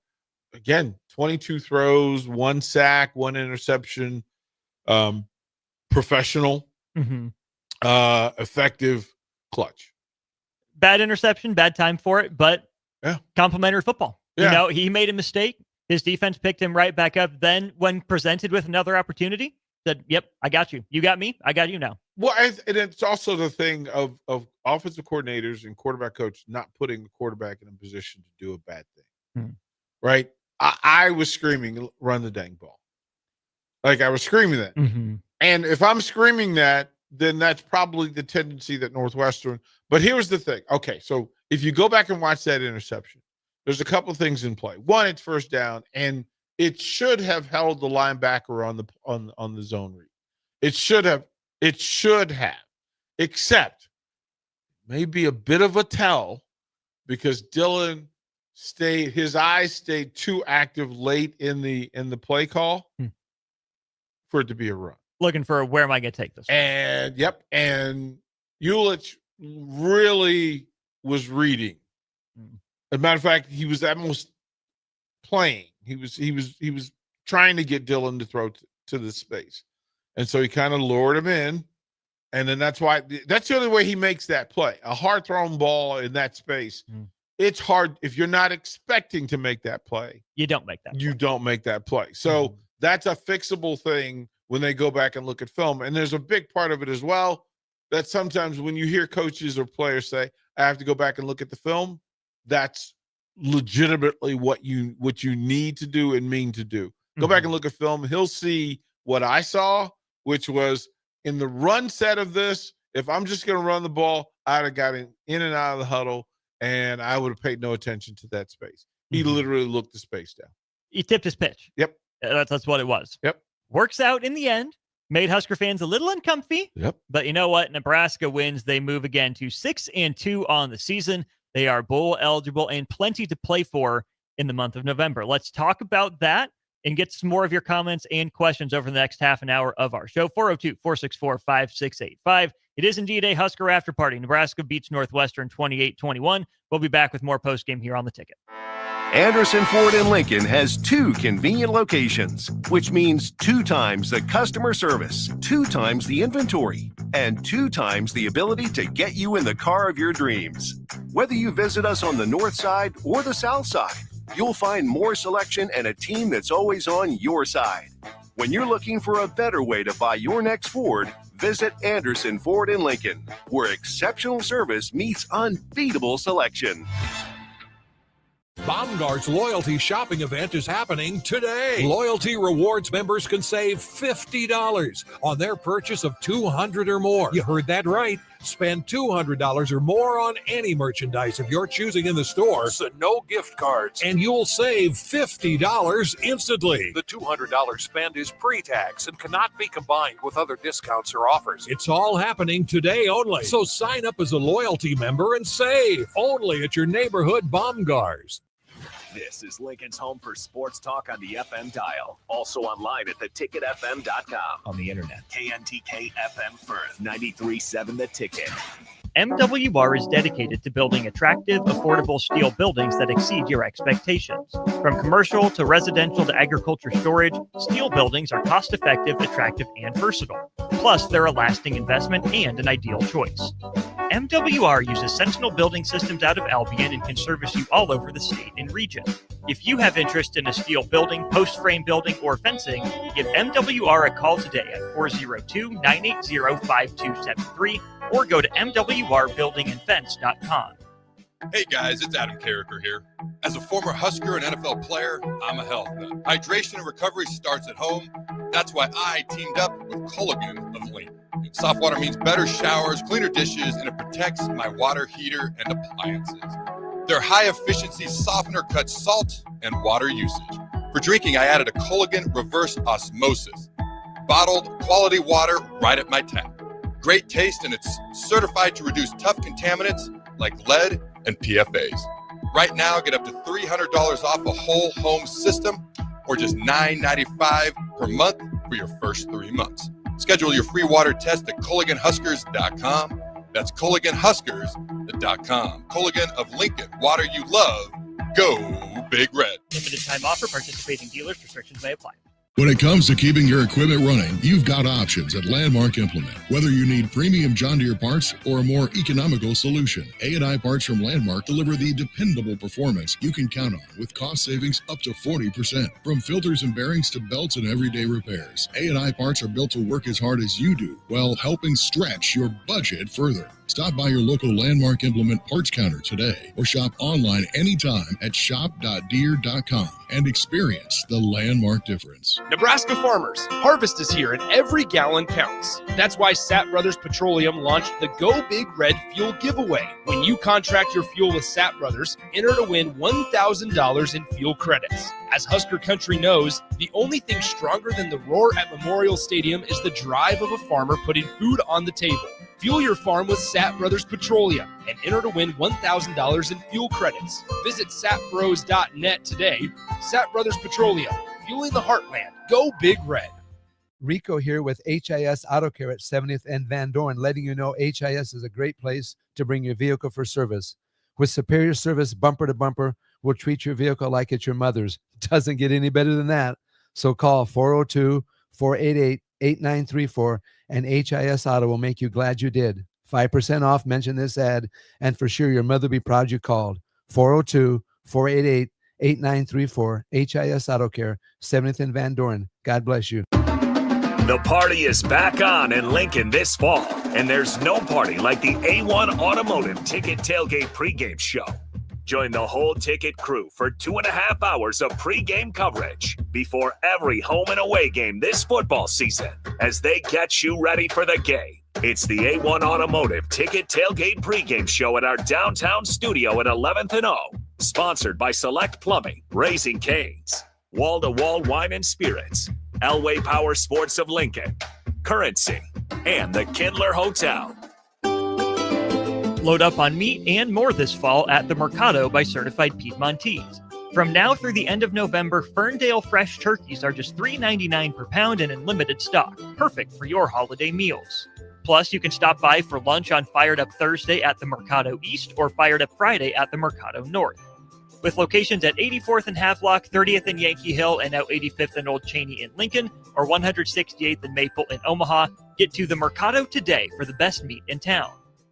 Concrete Industries has immediate job openings for precast production laborers and maintenance technicians. Concrete Industries offers great pay, health benefits, 401k, a wellness program, holidays, and paid time off. Apply today to earn a starting pay of $21.50 per hour plus a $1,500 hiring bonus. Concrete Industries is hiring all experience levels and offers on-the-job training. Start your career today as a precast production laborer or maintenance technician. Visit concreteindustries.com. Celebrate Halloween with the Lincoln Stars a day early on Thursday, October 30th as the Stars host the Sioux City Musketeers. Wear your favorite costume to the game as there's a contest for both adults and kids with prizes for both age levels. Also, it's a Chuck-a-Puck night and PBR beers are 2 for $6. It's Halloween Eve at the Icebox on Thursday, October 30th versus the Sioux City Musketeers. Get your tickets today at LincolnStars.com. I can't believe I just scratched that car. Find my insurance card. Dude, what do you have in this glove box? Ew, are these socks dirty? Oh, forget about the socks. I need my insurance card. Just pull it up on the State Farm mobile app. But I can do that? Oh, hey, I can do that. Yep, it's called service. I can file a claim on here too? Yeah, it's called service. Whoa, I can call my agent too? It's called service. Call your local State Farm agent, Vinny Krikak, today at 402-474-1173. Welcome back to the Husker After Party Postgame Show. The Husker After Party Postgame Show is brought to you by Anderson Ford, Baumgars, and Vinny Krikak of State Farm Insurance on 93.7 The Ticket and theticketfm.com. Welcome back in, Husker After Party Postgame. Second of 3 postgames we will have for you. Nebraska volleyball in action again tonight. Stay tuned. Later on, it'll be Mandy Monson on postgame with Rudy. But for the next 25 minutes, half an hour or so, we'll be chatting some more Husker football. I'm Austin Norman. My left in studio, you're right on stream. It is DP. Let's go to our text line, DP, to kick off this conversation here. We have this from Ted. There aren't many offensive coordinators out there that want to run the style of offense needed to win in the Big Ten. It just seems to have to pain Big Ten OCs to have to win the way they do. And then you get this from N in Texas. You say they learn things to win games, but it's hard to do that with on-the-job training coaches, a problem that's been a part of Nebraska's struggles in the past. And now bring in a known coach that can coach offensive line and a known defensive coordinator. I think that is an interesting take because I think that's exactly what Nebraska tried to do potentially with Dana Holgorsen. Was shortcut some of that process, trust Dana Holgerson's pedigree and some of the success he had other places. But for as much as Dana Holgorsen might have felt like a shortcut, jump the line, skip a couple steps sort of higher, I think it's been proven by now, and I think always should have been viewed as the case, that Dana Holgorsen hadn't been a Big Ten coordinator before, hadn't been a Nebraska coordinator before, and like it or not, no matter where you are for your fresh start of your next job, you're going to have some things to learn, some things that aren't going to go the way maybe you anticipated, some things you'll have to tweak from what made you successful before without changing everything that you've been brought in to do. Well, I mean, I think everything's changed. I mean, that's the part that people forget. I mean, one, the Big Ten's changing too. Yeah. It's evolving. If you just look at Oregon, look at Indiana, look at Ohio State, look at Michigan struggles, Penn State struggles. The college football game is changing. Big Ten's changing, but the college football's changing. Ask Dabo Sweeney. Like, it's changing. So developed and fully formed coaches have difficulty sometimes. Old dogs, new tricks, what have you. All of that. So it seems simple in theory to get an experienced coach, but Cignetti wasn't exactly the most experienced at the level that they were asking him to be at. As a matter of fact, sometimes it's an advantage. It's actually an advantage to not have that playbook of tendencies and protocols in place. It's a thing. Like, I love walking into a new place to coach. I love walking in. Yeah, against established coaches. Oh, I love coaching. Oh, this is what you're doing. This is what you're doing. And it takes them a while to figure out what it is that you're doing. So, but if you approach it with the right mindset, right? Because I think there are so many people, both as athletes and coaches, that would be maybe a little passive. Oh, I don't know what I don't know, and I'm going to be passive. This is what's always worked for me. I'm going to start with that instead of being proactive, saying, this is what we're going to do. This is where I'm going to come in and make my mark. And not in an entirely arrogant way, but in that athletically arrogant way where I'm hired for a reason. I'm here for a reason. I know what I know, and it's going to work because I know how to make it work. If you ask Hoodie right about now, what he knows is what he thought he knows. Right? It's the simplism that, here's what we know and here's what we think we know. The belief of understanding of football. Well, he understands NFL. He understands the NFL in New England with Tom Brady. Any change or altering of those things changes everything. And you see that all the time with these coaches who go and, well, I can do this anywhere. No, that's usually not it. There's a few with that works, right? Urban going and being in his last three places, he figured it out. Now, there's some things he didn't figure out still, which is why he's not coaching anymore. So getting the established, fully developed coach has its perks, but it also has its flaws. Very much so. And Husker fans will point out the perks when they go well. They'll point out the flaws when it goes wrong, as we have heard over the course of the last 3 weeks or so. Listen, this program did the Scott Frost thing. And then it did the Matt Rule thing. Well, it did the Mike Riley thing. Well, let's not throw that out the window. Right. Well, I didn't even want to reach that deep in the candy bag. That I will. Yeah. Be careful what you ask for. You might get it. You might actually get the thing that you asked for. They figured it out with Scott Frost. It checked a lot of boxes. Yeah, it just didn't check the winning box. And okay, then your ability to make a decision once you realize or recognize it's not what you thought it was or what you need. Well, that's a whole different conversation because a lot of times the regents don't want to make those decisions. They don't want to flip the script. They don't want to write that check. All things in play. All of it's in play.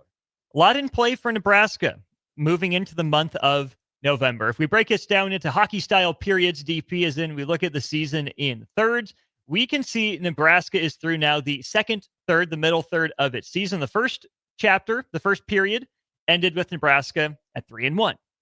The middle section of the season, the second period, ended with Nebraska at 3-1. Gone 3-1 both times through 8 games. It's looked a little bit different both times, but either way, Nebraska 3-1 in 2 separate 4-game chunks. Now, as I was talking with Jay towards the end of the Jay Foreman portion of post game, there are no small games left on the schedule. No games the fans have any reason to minimize. You got to take it a game at a time. But man, November has been such a pivotal month for Nebraska these last 2 years. They've been 5-3 both years and left it up till the last couple weeks of the season to get to bowl eligibility. Let's start with that. Bowl eligibility not in question heading into November. What does that mean for this program in your mind? Oh, it's a burden. Validation. It's justification. It's an explanation. Getting people to pay attention and trust the process. Getting people to validate in their minds why some of the things are the way they are. You've done the bare minimum required for you to deem this season a success. That's what it's done. You know that you'll be able to recruit and tell people, you know what, we're going to a bowl game. Mm-hmm. We're going to a bowl game. May not be the best bowl game. We'll see you in December. Yeah, may not be, but it also allows the additional 3 weeks of practice. Mm-hmm. It allows the 3 weeks of exposure. It allows 3 weeks of connection. The team building, the bonding, the support system, separation. It's also another opportunity for your future to get an opportunity, because there are guys, if you're a senior and you're going to the NFL or you think you're going to the NFL, we've heard the opt-outs. We know it's real. So then you're giving a lot of the guys who don't get the work an opportunity. It's an opportunity. Mm-hmm. So you get to push the program, you get to sell the program. Yeah, that's the importance of being at 6. 7809 Skurs, all caps, are going bowling in October, baby. And I think that's approximately 20 million exclamation points after the fact. There's a happy Husker fan. We'll get to this from Colgan JDP. We're going to leave the first sentence out because I don't think that necessarily, needs to be brought up in the context of Nebraska, because I think the second sentence is where a lot of Husker fans are at. I'm not sure how good or bad this Nebraska team really is. I think we data that it's a 6-win team. It's a 6-2 team, and that includes the good of being 6-2 and the bad of being 6-2. The good of the 6, the bad of the 2. Right, the 2 losses in between. The 2 losses were truth stories. The 6 wins, truth stories. All of that can be true. You can be, in fact, both ends of the spectrum and several ends of both ends of the spectrum. That's fine. You're not 4-4, right? There's that. 6 wins says some good things have happened in high repetition. You've won 75% of your games. You've won 3 out of every 4 games twice. Oh. From that theory, that's how I would look at it. That's how I would accept it is, yeah, this is how good the team is. Matchups make scores and records. What Iowa did against Minnesota has nothing to do with Nebraska. Nothing. Absolutely nothing. Just as, what happened between UCLA and Penn State. We're going to find out what it means. It may not mean anything. It could mean exactly the same thing. Nothing. We don't know. we simply don't know. We don't. I would be curious, just from my kind of stats mind, to know what Nebraska's expected win-loss record would be based on points scored, points allowed, and whatnot. But what's inarguable is that we don't have that right now, and that Nebraska has won more games this year, I think, than they could have been trusted to win in years past. Cincinnati, coin flip game. Nebraska found a way to win, right? That could have gone either way. It went the right way for Nebraska. No matter what your expectations were going into the game or coming out of the game, the fact of the matter is Nebraska won that game. You can throw the same conversation out there for Michigan State. No matter what you thought going into that game, Nebraska won it. It was up in the air. Nebraska found a way to win. Same thing against Maryland. Have your opinion before the game. But the fact of the matter is Nebraska's won 3 of those games that before the year were coin flips. Even going into the week were coin flips. I think if you take the scarlet and cream colored glasses off, like we mentioned earlier in the show, it's been since 2016, Nebraska's won 3 one-score games. And, it's up to you to decide for yourself, should, I've put in air quotes, they have been one-score games. Fact of the matter is, they were. Other fact of the matter is Nebraska won it. So does Nebraska look like it's going to go all the way and play for a national championship? No, not necessarily, but 6-2 is better than Nebraska's been for a long time. Better than 4-4. Better than 4-4. Not 3-5, like the close game woes would have had you believe going into last season. 57-69 says this, DP. This Nebraska team is special.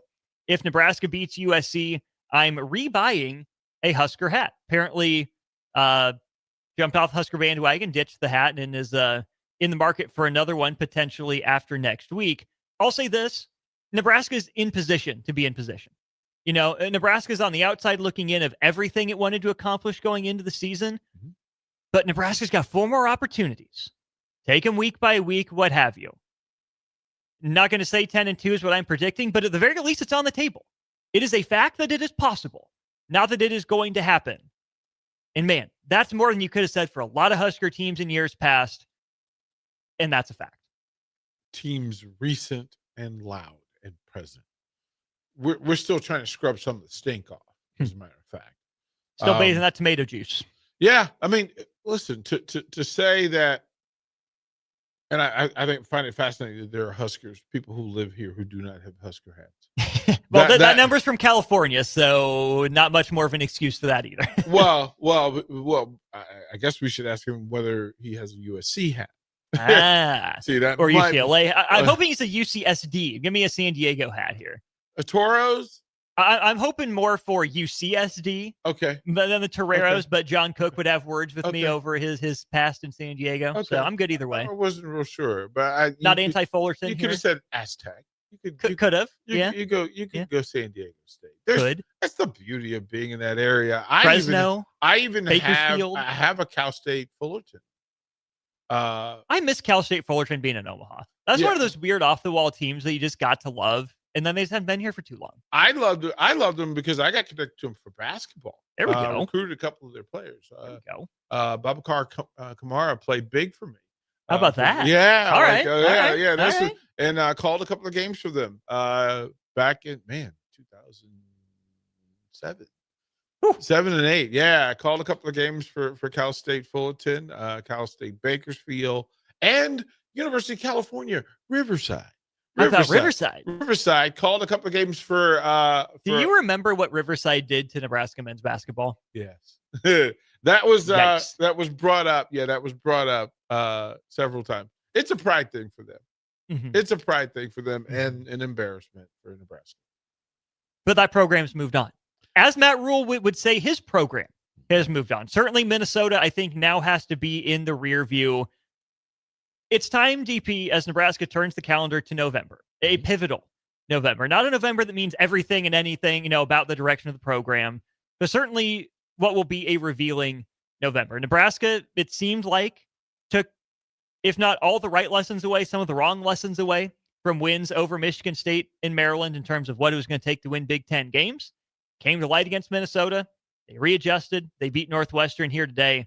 Let's see this program take the right lessons away from a win and do it again in November. Do you think the program will be the same after November? Well, it's going to be different no matter what, whether it's anything from 4-0 to 0-4, anything in between. But it won't be final. They're going to play football in 2026. They will. We don't know what version of them will.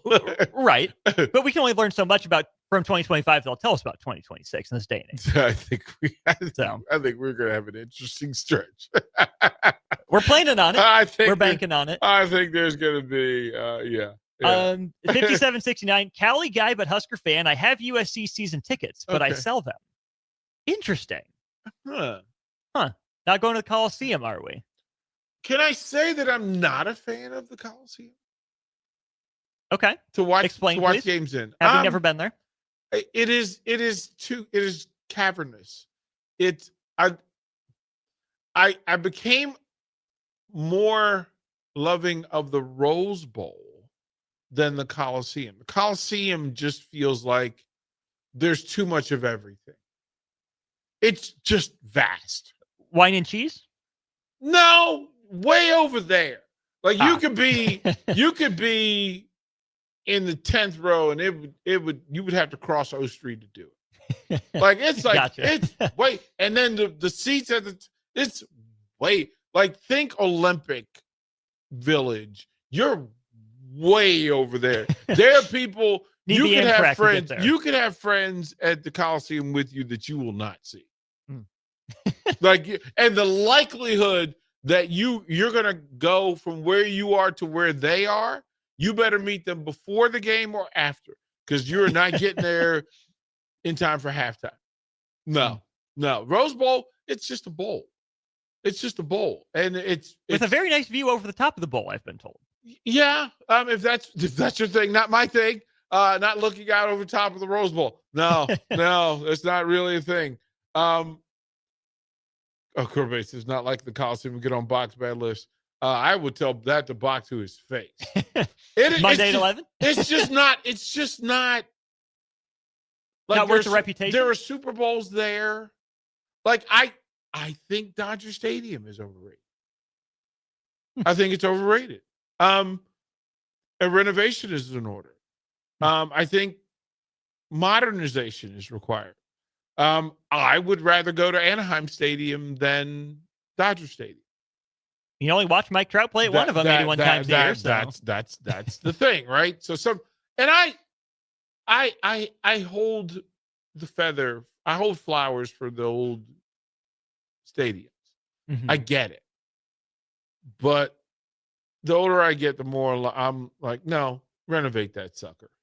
Like, let's get it done. Let's put, they just, it'll be good. Trust it. It's going to be okay. They got beer in it. Okay. All right. Can you get a wider seat for the fat guys? Can you do that for us? That sort of thing. That's the stickler in me. Back to our starter Heyman Jewelers text line here. We have a few minutes left on the Husker after party. Start with David Fullerton. Another 3-1 chapter. I personally would be thrilled. Win a good bowl game. That would be some icing on the season cake. Who's the one?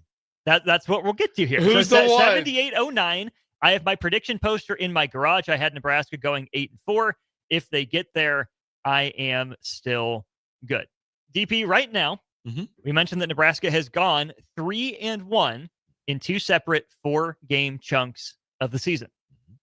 Have you seen enough from Nebraska to believe and think that 3-1 is realistic and attainable, or would 3-1 be maybe a little bit above and beyond what you've seen from Nebraska so far in this final 4-game stretch? Attainable, maybe not likely. This strikes me as a 2-2 run. And doesn't matter what the two. You could say you catch me on Monday. The two wins would be Iowa and UCLA. Catch me on Tuesday, I could say it's UCLA and USC. Maybe you just want to be, California state champions. Right, because you watch Iowa today shut out Minnesota, and you go, oh, okay, well, maybe. Maybe you tell me it's Penn State and Iowa, right? Because you need to take punches to regroup, win the next two, win the last two, or lose the next two and win the last two. All possibilities. 3-1 would require some things really go well. Still possible, because if you said to me they're gonna win 3 and lose to USC, I understand. If you say to me they're gonna win 3 and lose to Penn State, I understand. If you're not gonna tell me they win the next 3 and then lose to Iowa, I will fight you. Right. I will fight you. And I refuse to accept them losing to UCLA. I refuse to accept that. So that's where I stand. Don't call me Chauncey Billups. Chauncey probably already made his phone call. Yeah, would be my guess. Yeah, he knows already. Now, Chauncey might have also posted some bond and has more phone calls, more minutes available to him. He knows. TBD. He knows who's winning. He just asked him. He's got the X-ray glasses, got the X-ray table, and the rigged shuffler. I tend to agree. I think 3-1, I mean, just by virtue of the fact that Nebraska hasn't played any of 4 games, is on the table. I do think it's in reach for this Nebraska team. I think it is maybe a bridge too far in terms of how confident I am saying Nebraska will get there. Nebraska can get there. But then, DP, we get to this. Nebraska has gone 0-4 and 1-3 in the previous 2 Novembers under Matt Rule. One single solitary step up from 1-3 is 2-2. I'm not saying if Nebraska doesn't go 2-2, it's all over. I would say 1-3 feels like another disappointing November, ends a little flat, almost regardless of who the one is. And to me, the next step for this program is almost regardless of who the two are, find a way to win at least twice in November. Yeah, the 7-6 thing would bother me. It just would. So that's fair. I would still applaud it because it means you won another game and you didn't take a step back from last year. Yeah. But still. Let's see. Yeah. Something. Yeah. Go get 8. Go get 8.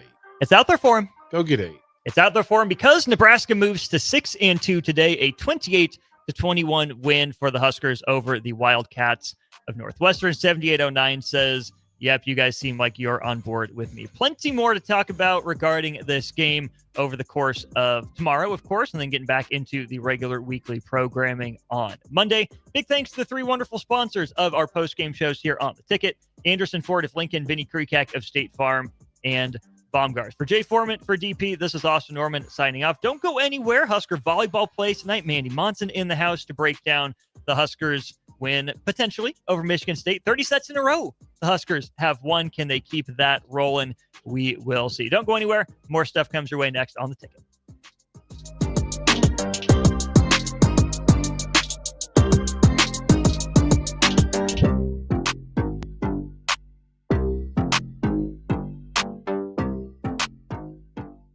Hey guys, it's Adam Carricker here. As a former Husker and NFL player, I'm a health nut. Hydration and recovery starts at home.